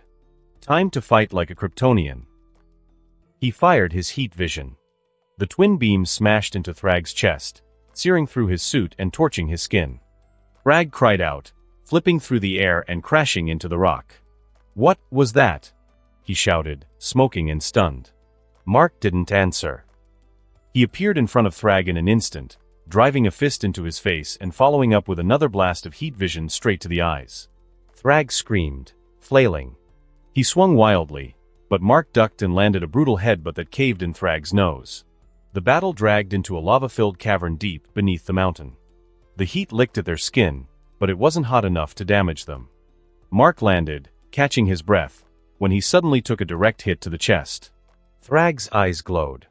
He had heat vision now, too. "I see, you gave me the same thing that made you so strong," he sneered. "Well now, I'll use that strength to make sure you stay dead." Mark throws a fireball directly into Thrag's chest. The magical flames engulfed him.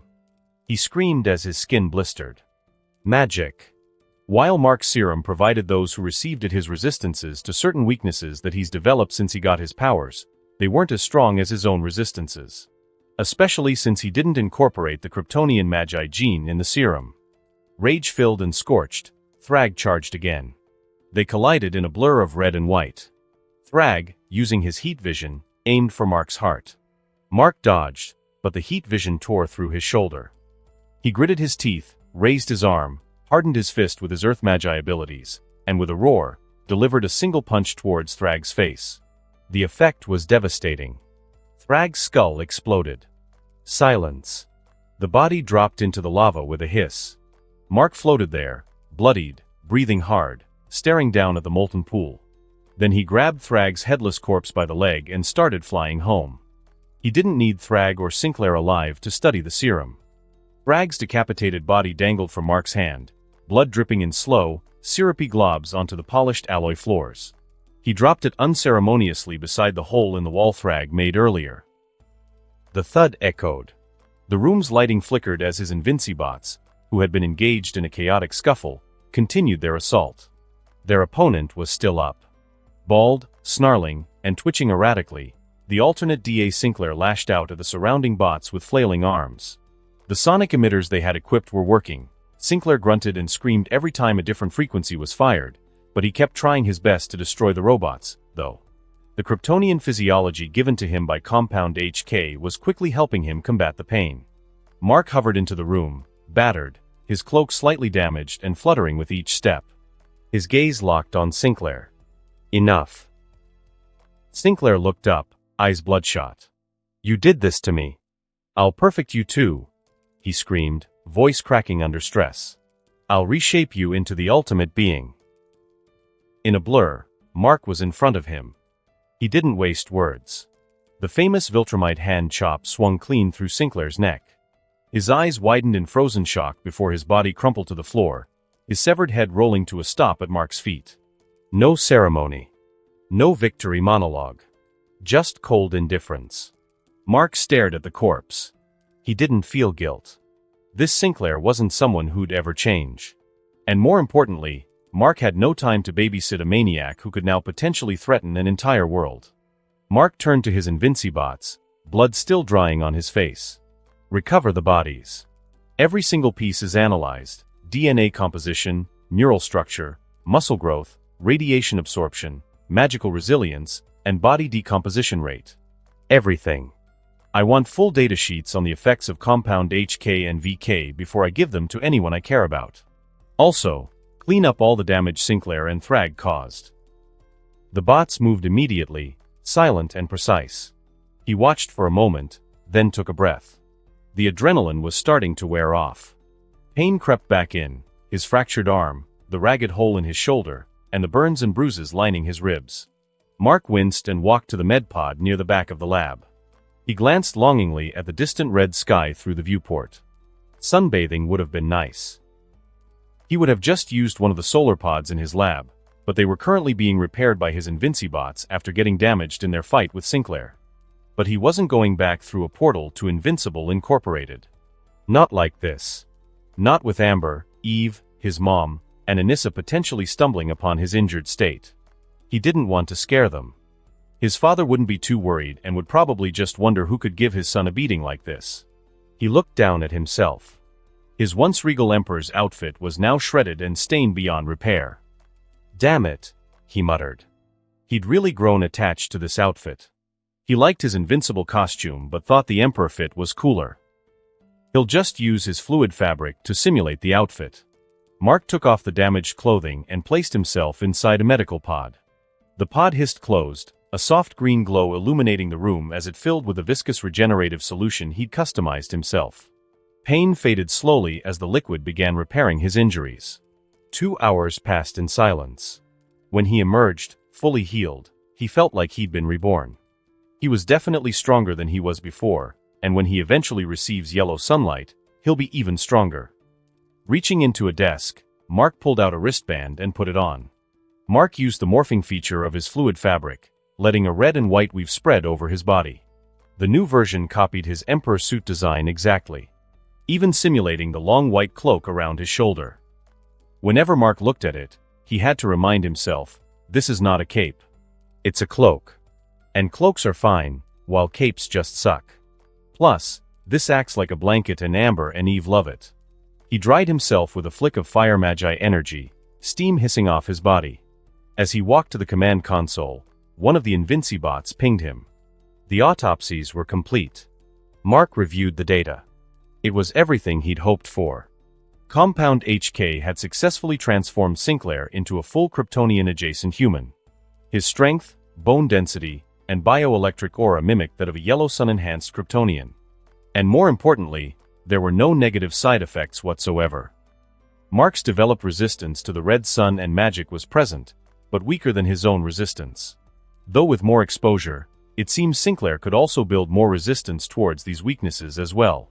Meaning the serum worked flawlessly. Compound VK, administered to Thrag, was equally successful. Despite his Viltrumite smart atoms, the serum had adapted. His body accepted the Kryptonian DNA and even began producing the bioelectric field naturally. The serum had truly worked, even with an elite, old Viltrumite warrior like Thrag. Perfect, Mark mutters. Now it was time for the next step. He walked to the secure storage vault and removed 2 vials. One held a sample of compound HK. The other was the preserved blood sample he'd taken from Jennifer Walters, Earth 616 She-Hulk. Carefully, Mark combined them into a custom hybrid serum. The green hue shimmered in the light, pulsating. Now, back at Invincible Incorporated, Amanda floated in her medical pod in the medical area. Her vitals were stable. Her body was already completely healthy, but her mind had yet to awaken.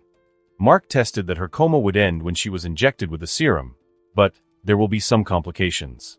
Mark opened the pod, bringing Amanda's body to a cushioned bed in the room. She remained still, eyes gently shut. Her hair splayed across the pillow in a mess.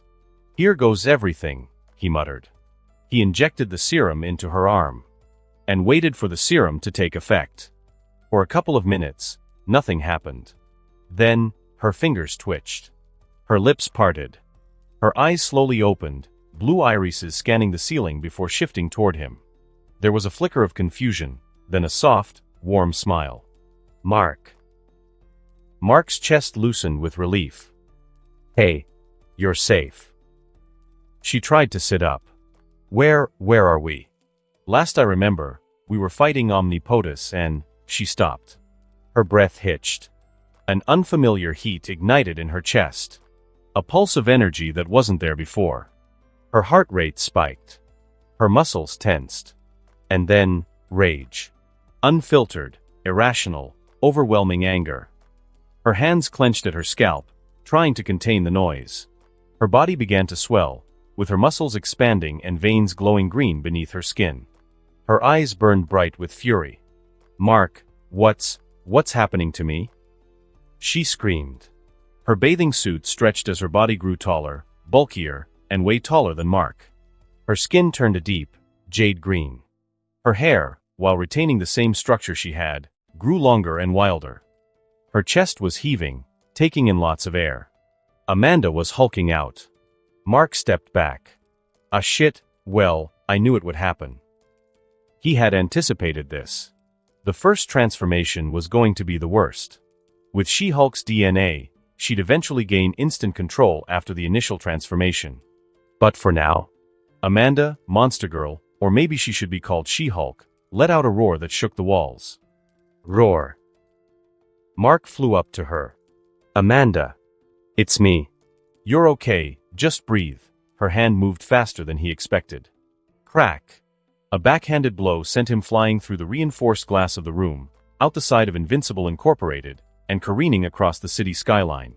He tumbled, recovered midair, and skidded across the sky like a stone across water. Hovering, rubbing his jaw, he exhaled. I don't know why I thought that would work. He couldn't bring himself to hit her full force, not like he did with Thrag. But he had to stop her from going on a rampage, so he'll have to suck it up and put hands on his friend with benefits. He realized she technically still wasn't his girlfriend. I gave her the DNA of a Kryptonian, but she hasn't absorbed sunlight yet. So, she won't have any Kryptonian abilities yet, which is good. He narrowed his eyes toward the tower, where Amanda's huge form burst through a wall and landed in the streets below, growling and confused, looking for something, anything, to smash. That's not good, he said with a sigh. I wanted to keep her contained in the tower, since I really don't want to be one of those heroes who constantly break buildings during big fights. It's so cliché. He clenched his fists and rocketed toward her, prepared to drag her out of the city. Amanda stood in the middle of the street, her towering green frame heaving with each breath. Her eyes were wild, glowing green faintly beneath a tangle of long, dark green hair. A guttural roar ripped from her throat, echoing off nearby buildings and setting off car alarms. People started screaming and scattered, fleeing in all directions. Cars swerved, with some crashing into light poles. Amanda's rage boiled over as her giant hands tore chunks of concrete from the ground. Her mind was a blur of fury. She didn't recognize where she was or even who she was. All she knew how to do was smash. And just as she grabbed a parked SUV, intending to hurl it into the nearest storefront, a voice cut through the haze. Hey! She spun, car still in her grasp, just in time to see Mark land directly in front of her. His cloak fluttered behind him, his posture cautious. She threw the car towards him. Mark reached out, catching the vehicle and putting it gently back on the ground with no effort. Amanda, Mark said, locking eyes with her. I know the rage is a lot, but I need you to fight through it. Once you ride this wave, you'll have no more issues with this again. Just try to calm down and not wreck the city. Amanda roared in response, a primal scream of defiance. She ran towards him, grappling hands and pushing against him, and for a moment, Mark felt the pressure. It wasn't overwhelming, but it was slowly growing. He frowned. She wasn't getting her Kryptonian abilities yet, as it would take a while, but her growing anger was increasing her strength. All right, fine, he muttered. Mark swiftly shifted his grip, catching her wrists. Then, with a burst of speed, he lifted off, flying her out of the city. She struggled wildly in his grasp, legs kicking, fists jerking in resistance. Amanda's knee slammed into his ribs. He didn't budge, but he felt that hit.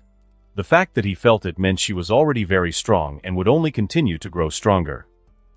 He soared toward a beach just outside the city, a place with almost no foot traffic.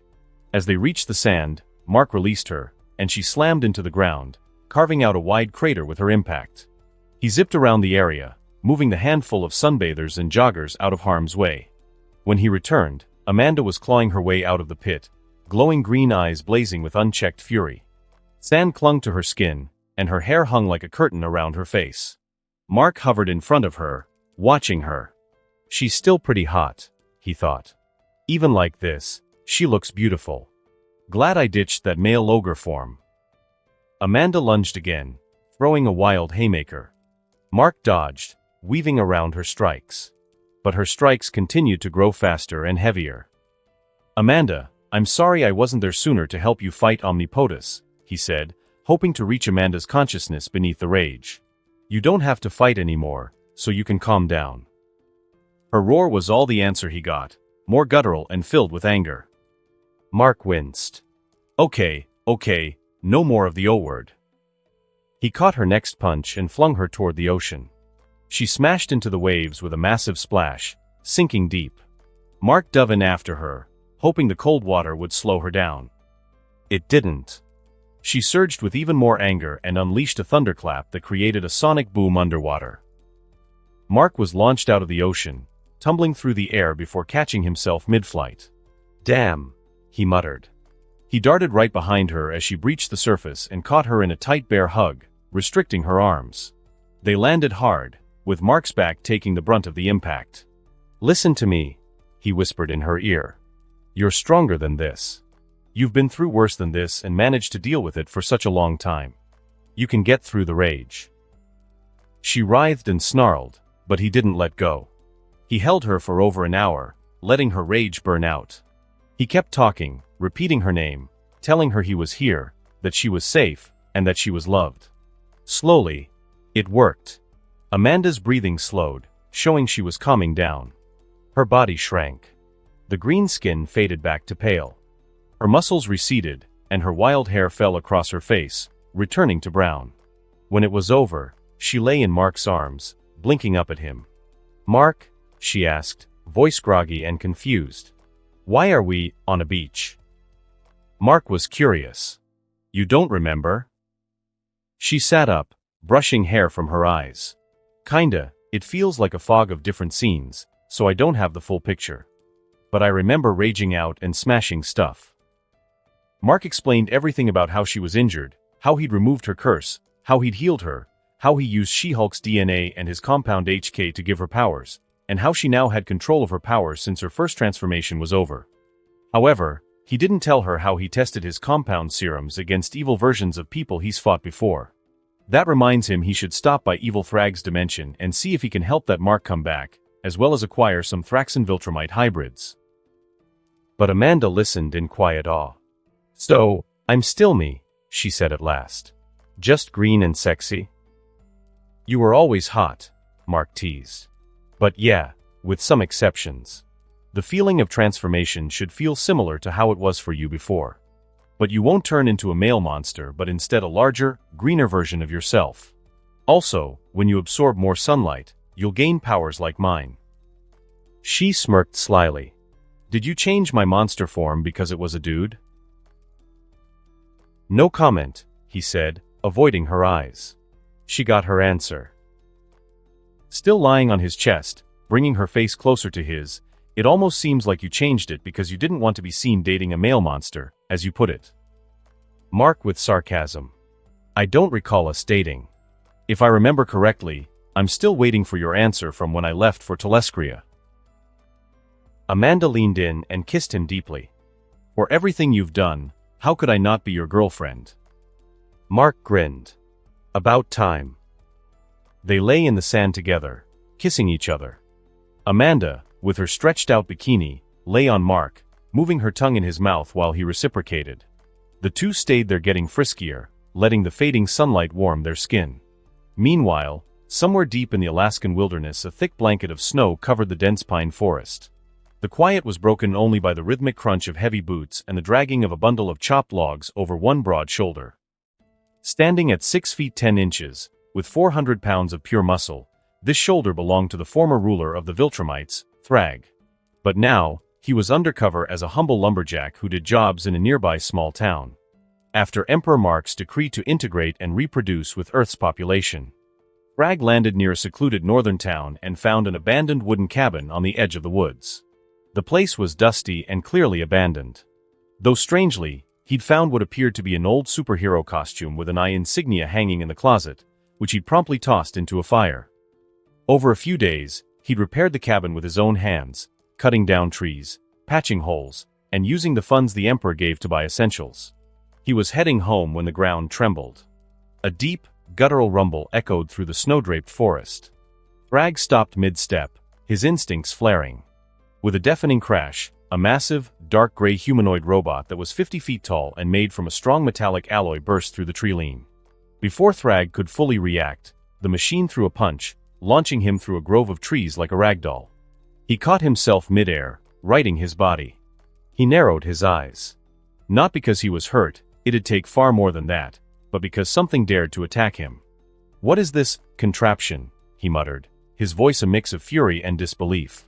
Enraged, he rocketed forward and slammed his fist into the robot's chest.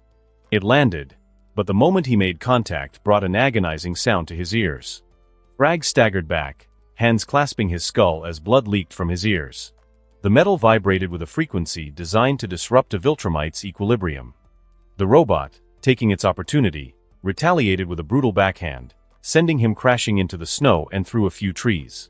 Grimacing, Thrag rose to one knee, the sound still playing as the robot's right arm morphed into a crab-like claw. A glowing yellow energy blast was forming in between the claw's pincers, aimed right for Thrag. The pain was debilitating for Thrag. He struggled to focus as his vision was getting blurry. But, in that moment, he'd had enough. He was brought to his knees once by Mark Grayson, and he won't kneel to a simple machine. Thrag snarled, "I will not be beaten once again." Thrag shot into the air, weaving between the energy blasts as the robot opened fire. Circling around, he bulldozed through the machine's leg, ripping it from the joint. But as the robot buckled, the sound intensified, like thousands of knives slicing through his skull. The robot staggered but didn't fall. In response, from its back, 3 segmented scorpion-like tails whipped out, humming with stored power, each firing bolts of concentrated energy. One beam scorched Thrag's side. Another clipped his shoulder. The third tore a flaming line across his chest. He gritted his teeth and shot upward into the sky, then turned and plummeted down like a meteor. Thrag screamed. "Aya!" Plus Ultra, a sonic boom cracked the air as he launched himself through the robot's chest, tearing through its internal components.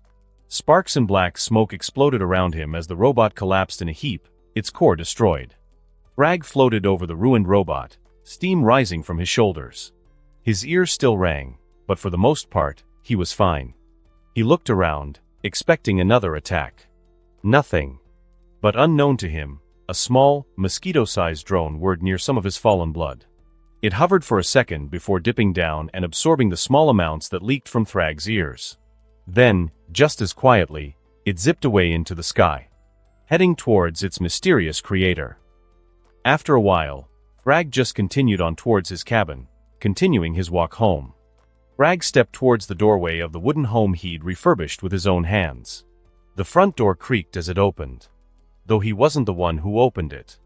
Thrag had reached for the door, but before his hand could touch the knob, it swung open from the inside. "You're home late, and what the hell happened to your clothes?" Standing in the doorway, arms crossed and brow furrowed, was a petite woman with sharp features and a sharp tongue to match. She was of Asian descent, her sleek black hair styled into a bob cut. She had a C-cup chest and an athletic build and had a purple and black hoodie peeking out from under a pink apron that read, "Shut up and eat." This woman was Catherine Kate Shaw, better known to the world as Duplicate. Thrag grunted, brushing past her as he stomped snow off his boots. "Was just some branches. Clothes got scratched up." Kate blinked, eyes narrowing. "Branches, huh? So that explains the burn marks." She followed him inside, arms still folded. He didn't answer. Trying to brush past the topic. She knew it was a lie but also knew better than to push when he was in one of his gruff moods. Thrag hadn't explained what he was, as he was undercover. Though Kate could tell he wasn't a normal human. She just figured he was an enhanced person who didn't want to be a hero or a villain and just acted as a civilian but had powers. "I made dinner," she said, watching as he headed toward the back hall. "You should wash up first." He continued moving, but she reached out, grabbing his arm and turning him around before pressing a single finger to his chest. "Ah, where's my kiss?" Thrag paused. With a reluctant grunt, he leaned in and kissed her. It was meant to be quick, but Kate pulled him in closer, wrapping her arms around his neck. The kiss deepened. Thrag's massive hands found her waist, holding her gently. Their bodies pressed together, warmth blooming between them. When they finally pulled apart, Kate smiled up at him. "Now you can go clean up." He turned again without protest. But as he walked away, a faint red touched the tips of his ears. "Okay," he said quietly. Kate smirked and turned back to the kitchen. Flashback, how it all began. When Thrag was first sent down to Earth as part of Mark's integration initiative, he needed a cover. Using the funds Mark granted him, he began restoring the abandoned cabin deep in the wilderness he'd found. He also found a job as a lumberjack. One day, while buying hardware in town, he bumped into her, literally. Kate, or rather one of her clones, had been shopping for groceries. The clone collided with him and bounced off like she'd hit a brick wall. "Watch where you're going," she grumbled, rubbing her forehead. The reason she was out here was because this town was actually the place her original body was located. She kept herself hidden here, as it was safe, and so if one day all of her other clones were to die, she'd survive. Thrag was about to kick her away. His first instinct was to dismiss and belittle, as he'd done this for many millennia to inferior races. But he remembered Mark's orders: do not harm humans.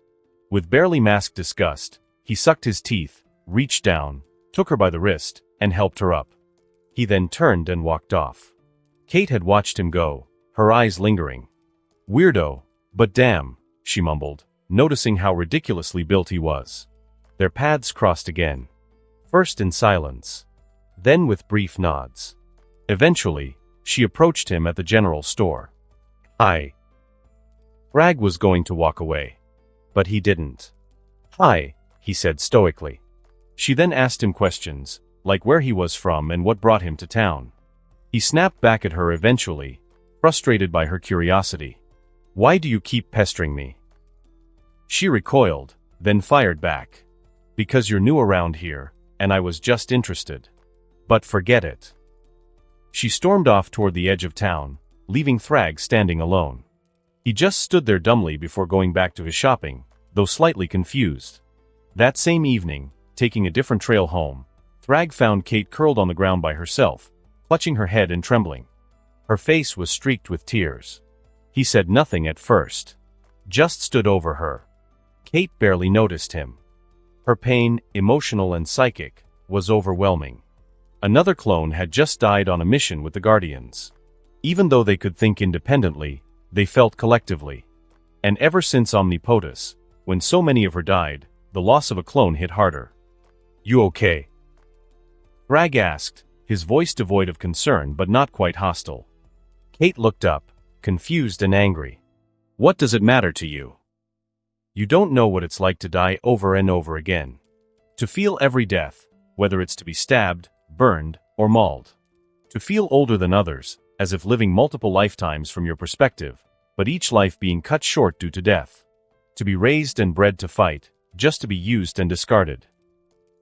Thrag stiffened. Those last words hit too close to home. She turned away, still sobbing. Thrag kneeled toward her. He then wiped her tears with his thumb. Kate looked up, startled. His touch was careful, gentle in a way she hadn't expected. He stood again, picked up his supplies, and walked away. But before disappearing into the trees, he paused. I know what it's like, to be bred for battle and to be thrown away. Then he left. This was the start. From then on, Kate tried getting closer, leading to the two being around each other more. Though they have only limited themselves to kissing so far, and Kate comes over for dinner sometimes. Amanda rested on top of Mark, her head nestled against his chest, both of them completely nude, lying on Mark's cloak. Mark trailed his fingers down the curve of Amanda's back, still basking in the afterglow, a cocky grin playing at his lips. That was incredible, he said quietly. Amanda chuckled, her cheek still pressed against his skin. Back when we used to smash, you were holding back a lot before, weren't you? I didn't want to hurt you, Mark said with mock innocence, kissing her forehead. Though it always felt good, the new monster form just added to the experience a little more. Amanda smirked. I feel like I've got stamina for days. Even in my regular form. Mark raised a brow. Oh? Should I take that as a challenge and keep going? She rolled her eyes playfully. Don't get a big head, Emperor. You've got 3 women to handle instead of just one. So while I may not be able to handle you alone, all 3 of us will have you asleep when we are done with you. Mark's grin faltered. Actually, it's 4 now. Amanda blinked. Slowly, she lifted her head to look him in the eye, suspicion growing on her face. You're joking. I mean, no, Mark said, a nervous sweat forming at his temple. But I didn't get with her. I waited for your answer first, so technically, you're still 3rd. Amanda stared at him, blank-faced. So you couldn't even wait until I officially became your girlfriend to have someone else lined up? Mark gave her his best sheepish smile. It wasn't like that. She sighed, shaking her head. But before she could tease him more, a distant sound caught both of their ears, voices, approaching from the boardwalk. We should probably head out, Mark said. Amanda whispered, "Give me your clothes. Mine are shredded." With a thought, Mark's wristband morphed back into his full Viltrumite Emperor suit. The regal and pristine red and white colors, along with the crest of the Empire emblazoned on his chest. Yeah, Mr. High-Tech Suit. Just give me something to wear. Mark chuckled, extending part of his suit's living fabric to form around her. It wove itself into a sleek, form-fitting outfit, matching in color and design to his but styled differently, a white high skirt instead of pants. Though she still had the long-sleeved red shirt with the white Viltrumite insignia. Amanda looked over the outfit, brushing her fingers across the hem. "Let me guess. I'm officially one of your concubines now," she said in a sarcastic tone.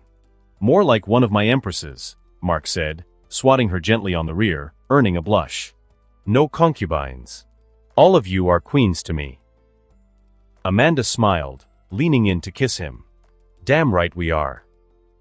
Mark wrapped his arms around her waist and lifted off, soaring through the night sky with Amanda nestled in his arms. The city lights shimmered beneath them, growing distant as they approached the towering skyscraper of Invincible Incorporated. They landed softly on the penthouse balcony, Mark letting Amanda down gently. She adjusted her new outfit, still marveling at the way it clung perfectly to her body. When Mark slid open the glass door, the scene inside was casual. Amber, Eve, and Anissa were all curled up on the couch, with Amber and Eve trying to explain to Anissa that reality TV isn't actual reality and is instead scripted. "I don't understand, is it not categorized as reality TV?" questioned Anissa. "Yes, but it's still scripted, just a TV show based on what we can perceive to be real people and the real world in the show," Eve was saying. Amber agreed. "Yeah. It's what people think reality is like in certain cases, but the actual events in the show are thought up by writers." All three turned as the door opened. Mark stepped through, and Amanda poked her head out from behind his cloak with a bright smile. They all went still. Their eyes immediately dropped to Amanda's outfit, identical in design to Mark's. Eve raised an eyebrow. Amber's eyes widened. Anissa's fingers twitched instinctively, as if she were fighting the urge to kneel. Viltrumite culture ran deep in her blood. Amanda's attire was unmistakably the garb of a ruler on Viltrum. "So she said yes," Eve said with a small smile. Amanda nodded, a little nervously. "Yeah, I did." Amber stepped forward, eyes softening. "Then welcome." Eve followed suit with a gentle nod. Even Anissa, after a brief pause, approached and extended her hand, her demeanor unusually respectful. Amanda hesitated before taking it, and Anissa gave her a firm shake. Then, in a blur, Anissa moved at super speed, knocking Mark flat on his back with a thud. "What the?" Before he could react, she straddled his waist and planted a deep kiss on his lips, her tongue slipping past his defenses. Mark's eyes went wide. Amber and Eve blinked, stunned. When Anissa pulled away, her gaze was smoldering. "Now that Amanda has joined, it's my turn to ravish you tonight." Mark blinked. "Wait, I haven't even," but before he could finish, Anissa was yanked upward by a glowing pink construct, a rope of energy looped around her waist. "Hold up," Eve said, rising to her feet. "Before anyone gets ravished, we need to talk." She turned to Amanda, who tensed slightly. "How come you get the matching outfit?" Eve asked. Amanda looked to Mark, unsure. I just made it on the spot." Mark stammered. "We were both naked. I thought it looked cool and, look, it's not favoritism." Amber squinted at him. "You sure?" "I swear," Mark said, raising his hands. "I can make outfits for everyone. No favorites." Eve smirked and, with a flick of her fingers, created duplicates of Amanda's outfit tailored for herself, Amber, and Anissa, each style to their own tastes. The room glowed with white and red fabric, the sigils of Viltrum flashing like royalty on parade. Mark looked around, then grinned. "Okay, you all look amazing. It's kind of like I'm marking that you guys are all mine." Amber rolled her eyes. "Ego much?" Eve and Amanda giggled. Even Anissa cracked a smirk. Amber gave him a kiss on the cheek. But still sweet. Suddenly, Anissa hoisted Mark over her shoulder like a sack of potatoes. "I've waited patiently for 2 months," she said, completely serious. "Now it's my night." Amber and Eve exchanged looks. Eve sighed. Fair enough. Amanda smiled. I've had my time. Go for it. Anissa didn't wait for more approval. She vanished into the penthouse hallway, Mark in tow, grumbling something about how he didn't even get to ask her out yet.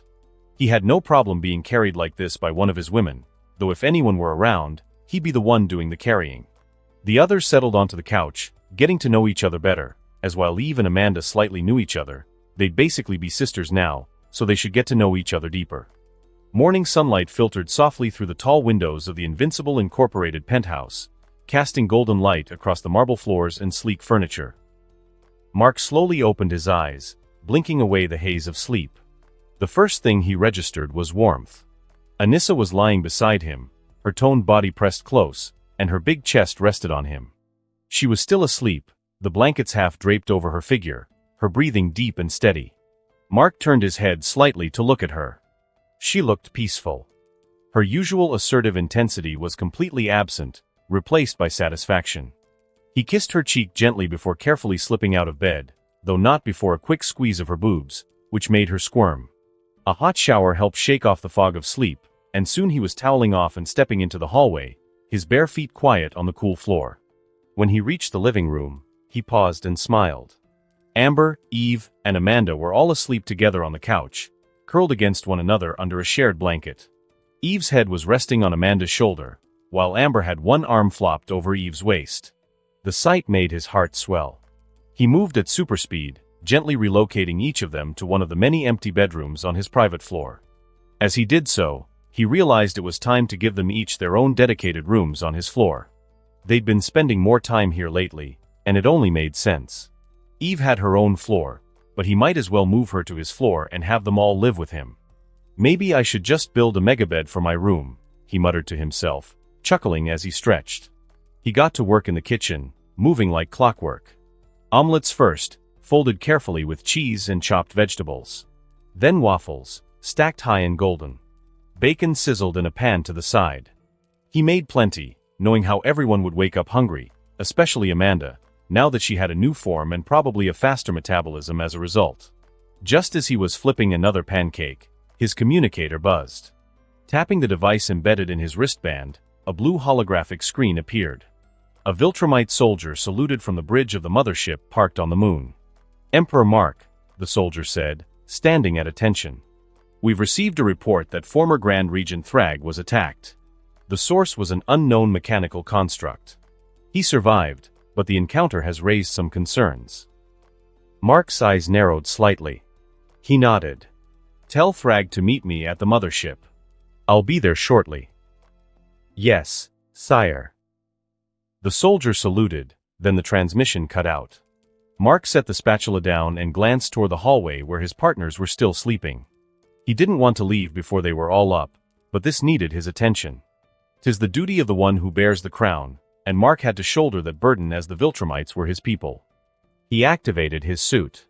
The material morphed seamlessly over his body, switching from casual wear into his red and white Emperor uniform, the Viltrumite insignia proudly displayed on his chest, and the white fur cloak flowing freely over his shoulders. He stepped out onto the balcony, letting the morning air hit his face before rising into the sky, accelerating toward the moon. The Viltrumite ship came into view quickly, parked on the moon's surface, cloaked in a shimmering layer of shielding. He flew into the hangar bay, activating the airlock, and was quickly greeted by a Viltrumite soldier who saluted and directed him to a meeting room. As he walked down the corridor, the soldier gave him a data tablet. We compiled what we could from our surveillance units. Here's the footage from the encounter, the soldier said. But there's something else, sir. Mark raised an eyebrow. The audio from the video, it's dangerous. The sound it emitted injured multiple Viltrumites who tried to analyze it. All of them felt disorientation and immense crippling pain. Mark took the tablet and looked over the footage silently. As he watched Thrag being knocked off his feet, clearly in pain from the sonic weapon, Mark's mind narrowed in on two potential culprits. He didn't confirm anything yet. Instead, he handed the tablet back and spoke calmly. Send the full video, audio included, to the meeting room.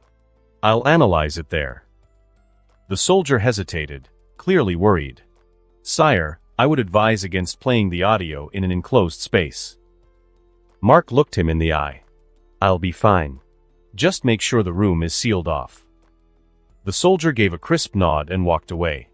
Mark entered the meeting room a moment later and sat down as the projector activated, casting a three-dimensional hologram of the battle into the center of the room.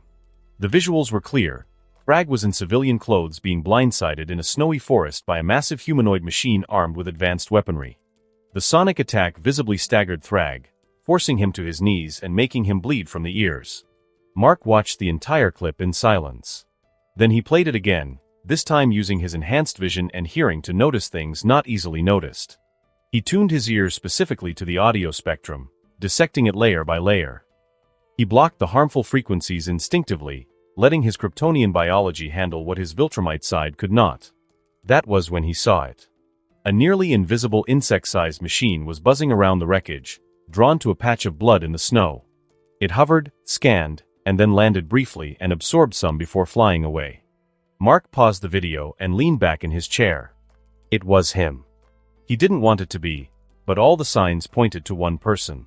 Mark had thought that maybe he'd make the right choices this time, that events would play out differently. But some people seemed to follow the path they were destined for.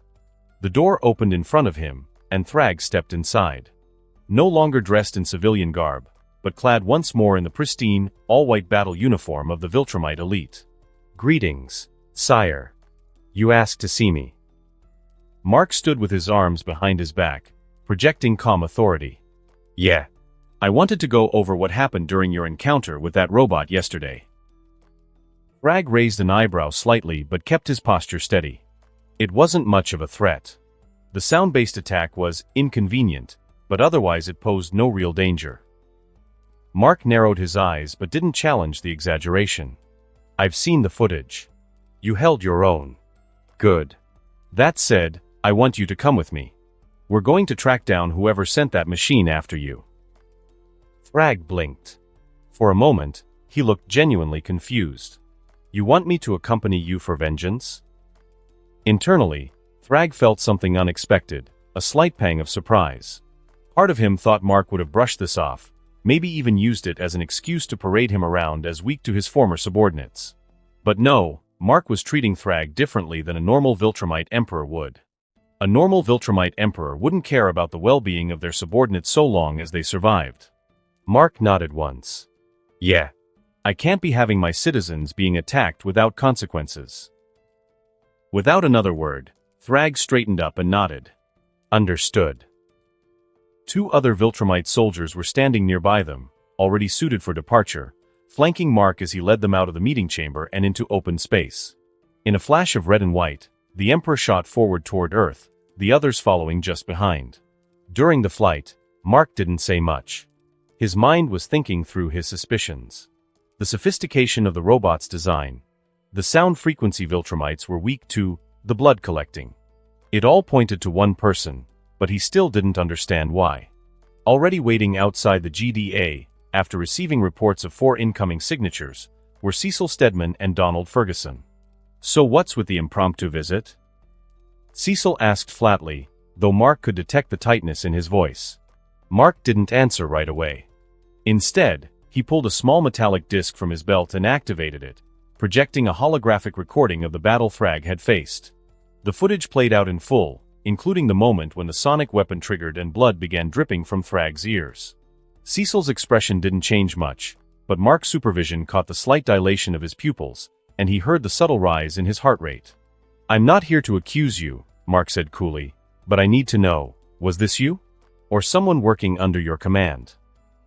Cecil looked offended, as expected. Excuse me? You think I sent a 50-foot robot to attack one of your people? Especially when we just allied. Mark's expression didn't waver. No. I think you're smarter than that. Which is why I'm asking. He tapped the disc again, and this time the projection changed to an underground facility buried beneath a southwestern desert. A massive cage surrounded the reanimated corpse of the depth dweller, alive but clearly sedated. Your monster is still in containment, Mark said quietly. So I knew it wasn't you that attacked Thrag. But someone who worked with you had access to its audio signature. Cecil looked between the hologram and Mark. His mouth opened for a rebuttal, then closed again. He was concerned with how Mark acquired surveillance on their activities and how much he knew, but it seemed as though Mark didn't care about them building weapons against his people. He sighed. Yeah, all right. You've made your point. We weaponized that thing before we knew Viltrumites weren't an extinction-level threat anymore. But we didn't use it at all. We didn't authorize any attacks. Mark nodded dismissively. I believe you. Cecil looked mildly surprised. You do? You forget I can hear lies. You're telling the truth. Which means someone else had the audio. Someone who could build something this complex and had worked on the project with you. Mark paused. Is Robot here? Cecil's eyes narrowed. You think Robot did this? Why would he do such a thing? He probably still wanted a new body, but why Thrags? Didn't he want Rex's? I thought deterring him the first time made him give up after he hadn't made an attempt in a while. Mark thinks. Just suspicion. Mark says. There was a brief silence. Robot's not here, Cecil finally said. He's at the Guardians HQ. Mark turned to the others. We're going. Before lifting off, he looked over his shoulder. You and I agreed on how to handle attacks like this. If a human targets one of my people, it's the Empire's jurisdiction. Cecil nodded grimly. Understood. As Mark and the others rose into the sky, Cecil pulled out his comm and barked to Donald, move the Depth Dweller to another location. And get Sinclair to prep a few Reanimen. Just in case this turns into something bigger than it already is. The 4 Viltrumites flew in silence until they reached a warehouse near the docks. It looked abandoned, with rust spreading across the metal siding and dusty windows that hadn't been cleaned in years. But Mark didn't hesitate. He shot down through the roof like a missile, sending a shower of metal and dust across the floor. The others landed beside him a moment later, their shoes crunching on broken debris. Inside, the air was cold and thick with the scent of machine oil. Half-assembled robots cluttered the room. At its center was a cylindrical tank filled with clear fluid, and suspended inside was the real body of robot Rudy Connors. The other Viltrumites weren't expecting this and looked disgusted. Rudy's real body floated in the tank. He was small, malformed, and fragile.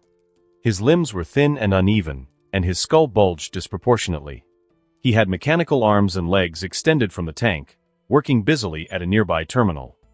He noticed the intrusion and tried to continue working on his project in vain, but the moment his eyes locked on Mark, everything stopped. Panic and rage spread across his face. Thrag's eyes moved past Rudy, widening as he caught sight of a second tank off to the side. Smaller, but inside floated a nearly fully grown version of himself. His voice was sharp and filled with rage. What is this? Why is there another me? Mark stepped forward, his tone calm but direct. It was the reason he stole your blood. He cloned you. Most likely, to use your body as his own. But what I want to know is, why clone Thrag? Rudy stiffened as Mark started walking towards him, stunned that his sanctuary and plan had been discovered. He had expected to be safe here. He thought they would believe he died with his destroyed drone, and he could continue on with his plan. Now exposed, the truth settled in like a vice tightening around his chest. You want to know why? Rudy said, his voice bitter. Because of you. Mark arched a brow. Amanda and I were the same, Rudy continued, a manic tremble in his voice. Both trapped in bodies that didn't reflect our true selves. I wanted to be the one to help her, to fix her, to get her love. But you helped her before I could, and she chose you. Mark's face reflected disappointment. He recalled Amanda mentioning how she was never especially close to Robot when he asked her. Unlike Canon, Amanda was closer to the women on the team than Robot, especially when she regained her adult body. Mark thought Robot would relax without Rex's body and give up on Amanda, but it seems he went crazy instead. For someone so smart, Mark said, you don't get people. But, I guess you never had the opportunity to interact with people. Rudy kept talking, as if he didn't hear him. She loved your strength. I tried getting your blood, but I couldn't, so I got something close. Another Viltrumite. I was going to make myself into someone better than you. Stronger. Smarter. And then, she'd see me. Silence fell. Then one of Cecil's portals opened behind them. Amanda stepped through. "I would never leave Mark," she said softly. Rudy's eye widened, and he curled up on himself. "Amanda, no. Don't look at me like this. This isn't how I wanted you to see me." She approached slowly, stopping beside Mark. Her eyes didn't leave the tank. "I'm sorry, Rudy," she said. "Even if you built a perfect body, it wouldn't change how I feel. I love Mark. Not because he's strong, but because of who he is." She glanced at Mark, her voice softening. "He helped me without ulterior motives. He never treated me like a child or a monster. He talked to me like I was normal when I wasn't." Mark offered her a small smile, but she didn't notice. Her gaze was locked on Rudy. "I get that you're hurt," she said, "but this isn't love. It's an obsession with the idea of me being like you." Rudy's expression twisted, his psyche cracking. "No," he hissed. "No one else can have you." From the shadows above, a dozen robots dropped down. A high-pitched frequency filled the warehouse. The Viltrumite guards and Thrag all groaned and fell to their knees, clutching their heads. Mark didn't move. He was practically immune to the Viltrumite weakness. Amanda's body shifted. Her muscles swelled, and her skin turned green. She roared, lunging forward and smashing the nearest robot into a wall. Metal crumpled like paper in her hands as she moved through them like a wrecking ball. Mark turned his attention to the clone tank. With a controlled beam of heat vision, he sliced through the structure, spilling its contents. He then increased the heat immensely, bypassing its Viltrumite durability and reducing the clone to vapor. Rudy screamed and activated weaponry from his tank. Mechanical limbs unfolded into blasters, aiming directly at Mark. "No. You won't take her from me." Before they could fire, Mark turned and shot a precise beam of heat vision straight through Rudy's chest. The tank cracked and hissed. Blood and fluid mixed, swirling into a fog. The noise ended. The robots fell with no one controlling them. Amanda stumbled, her transformation fading in her surprise at Mark's action. "Mark." He said nothing. He stepped forward and tore open the tank's glass. Rudy's deformed body sagged into his arms. His breathing was weak. "I just wanted to be normal," Rudy choked, blood spilling from his mouth. Mark looked down. "I know." He gently closed Rudy's eyes as the body went still. Amanda moved closer, shrinking back to her human form. Her hands trembled. Her eyes lingered on the ruined body in Mark's arms. She didn't speak, but her expression said enough. Disgust. Horror. Confusion. She looked around. Thrag and the guards were still recovering, ears bleeding, groaning in pain. She knew what Rudy did was wrong, but her heart still twisted. If they hadn't found him when they did, things could have gotten far worse.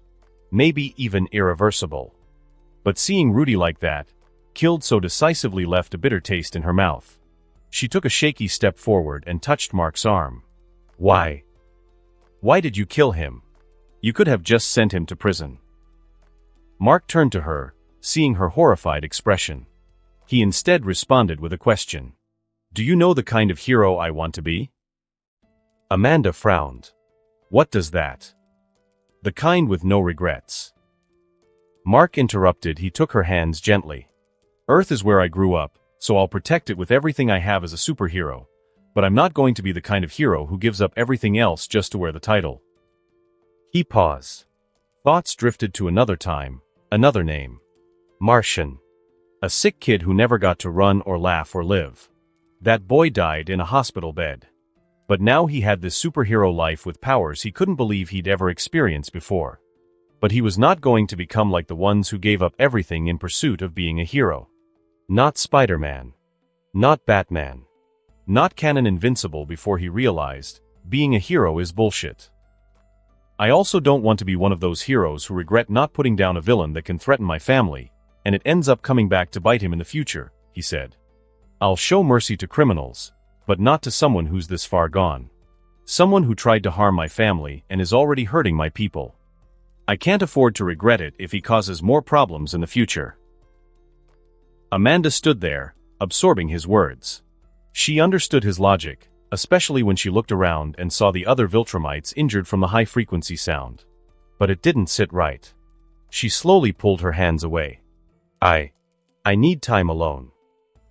Mark gave a quiet nod. "I understand." She walked into the wreckage, leaving him behind. As soon as she disappeared from sight, Mark's gaze hardened. He turned toward a recently arrived Cecil. The older man adjusted his tie nervously as a red glow showed in Mark's eyes. "I thought Amanda might make you go easy on Robot's punishment," Cecil sheepishly said, trying to sound calm.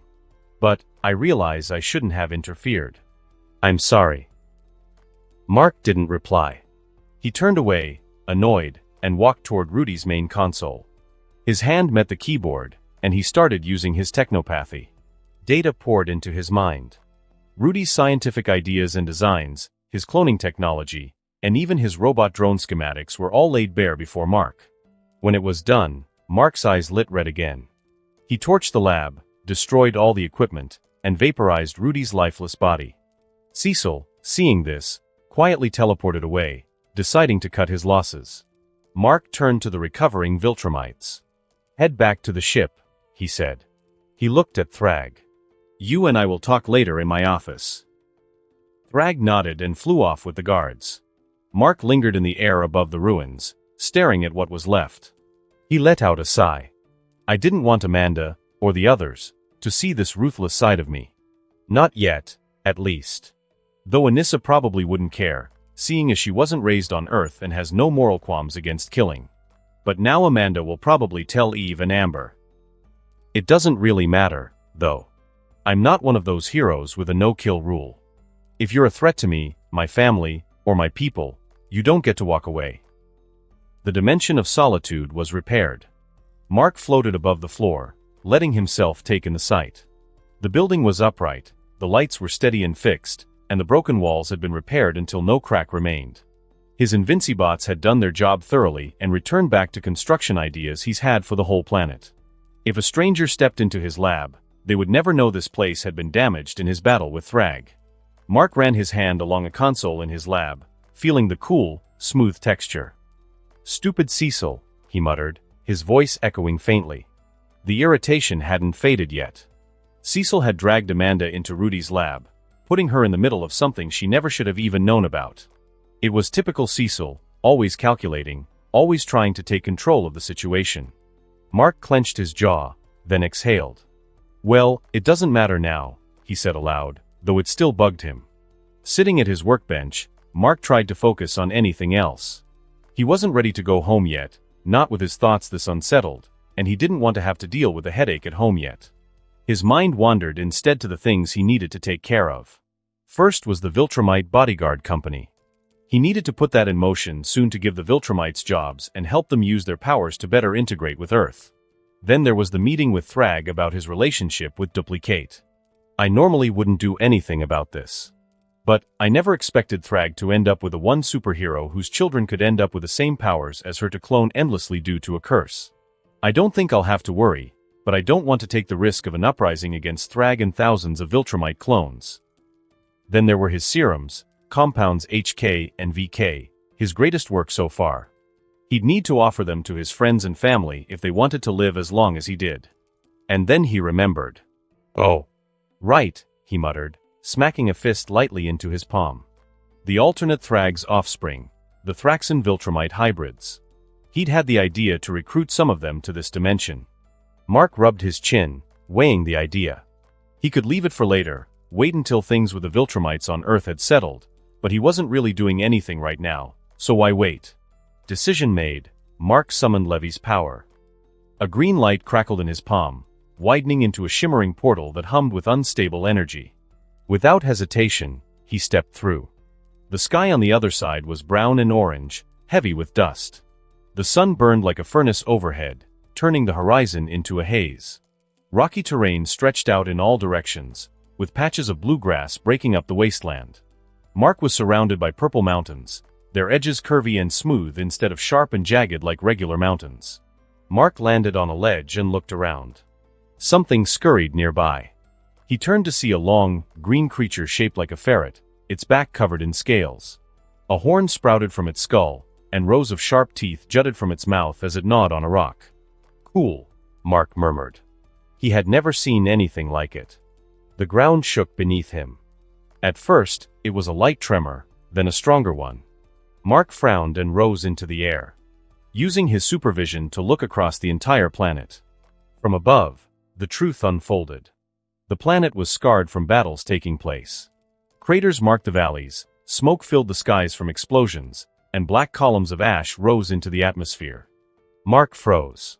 Thrag's children and the Thraxans he had ruled were under attack. Their giant main ship was surrounded on all sides on both the ground and in the sky. There were dozens of coalition ships and fighter jets coming down from space, with some landing and dropping coalition soldiers, as well as a large Viltrumite ship, with the last known groups of pure-blooded Viltrumites emerging. Coalition soldiers moved across the ground in disciplined lines, their rifles spitting plasma into crowds of civilians. Above them, Viltrumites loyal to Nolan cut through the skies, overwhelming any resistance. The older hybrids were taking on the main threat of the pure-blooded Viltrumites, but they were being thrown aside with ease. Below, defenseless Thraxan women and children were gunned down or dragged into custody. Mark's stomach sank. He felt a rush of shock and then slight guilt. "I didn't think this would happen just because I captured Thrag. It hadn't even been that long since I took him," he scowled bitterly. "I left his children and the Thraxans exposed at the wrong time. And this is the result." His mind flickered back to the Flaxans, to their destroyed armies, their burning cities, and the lives he had ended without hesitation. Though the Flaxans were evil and would have continued to invade Earth, the Thraxan Viltrumites were just misguided. Mark drew in a slow breath of disappointment, as he didn't expect to get involved in another coalition war.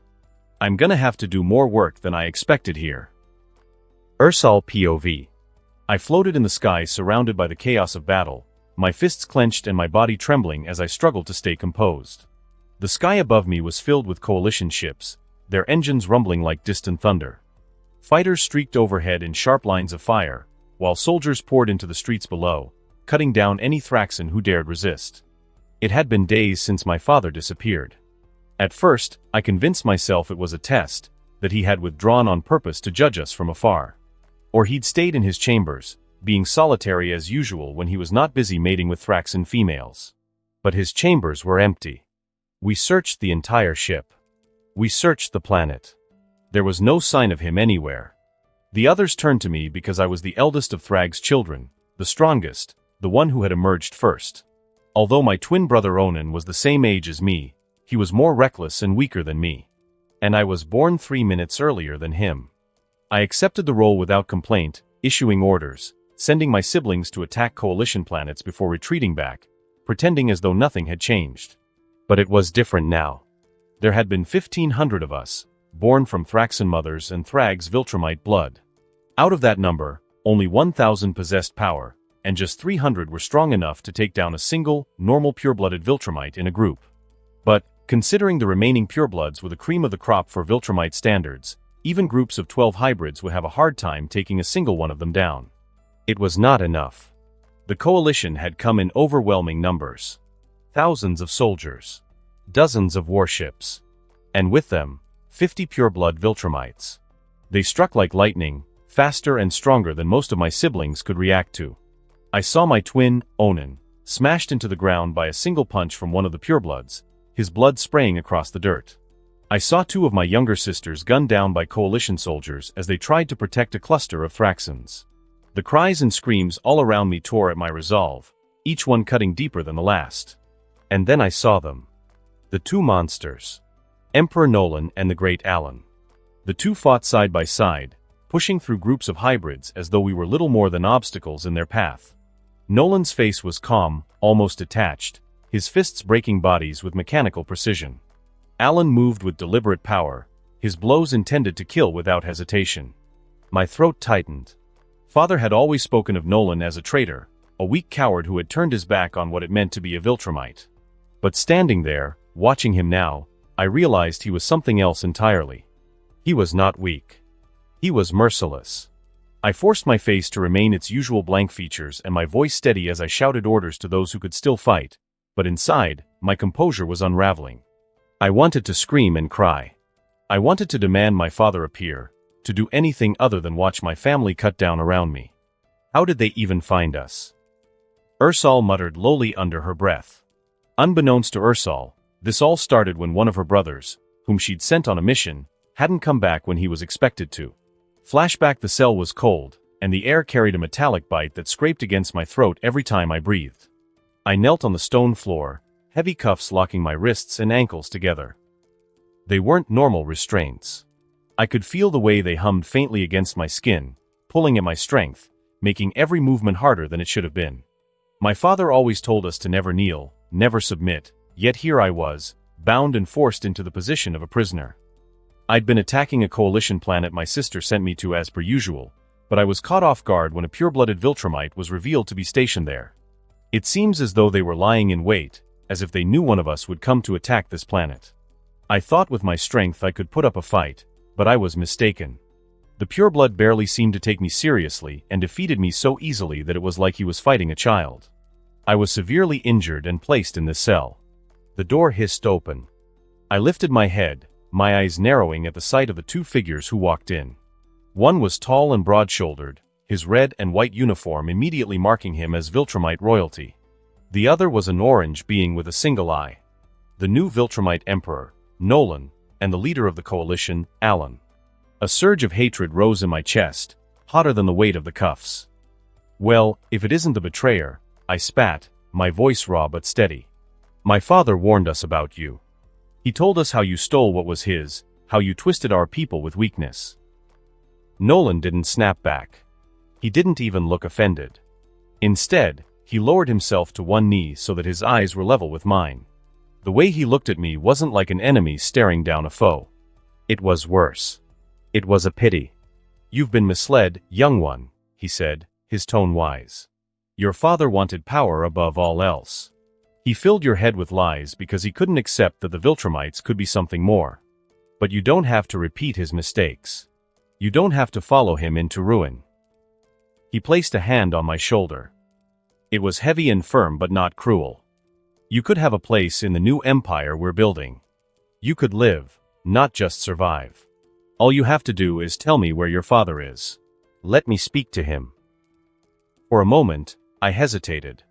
His words made me think of the time before his disappearance and the coldness father had towards all his children. There was a part of me that wondered if father had decided to abandon us, but the thought burned. I shrugged it away with anger. No.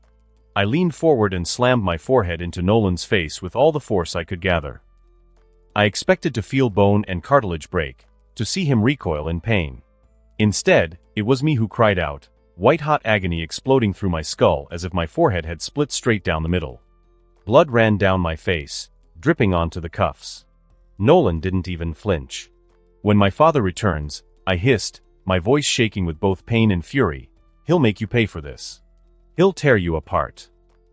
Nolan only sighed as if the answer disappointed him, though he noted that Thrag had apparently gone somewhere, then stood and turned away. Then you've made your choice. He and Alan walked out without another word, leaving me kneeling in the dim blue light of the cell. For a long time, I let the pain consume me. My head throbbed with every heartbeat, blood crusted over my brow, and the weight of the cuffs seemed to drag me deeper into the floor.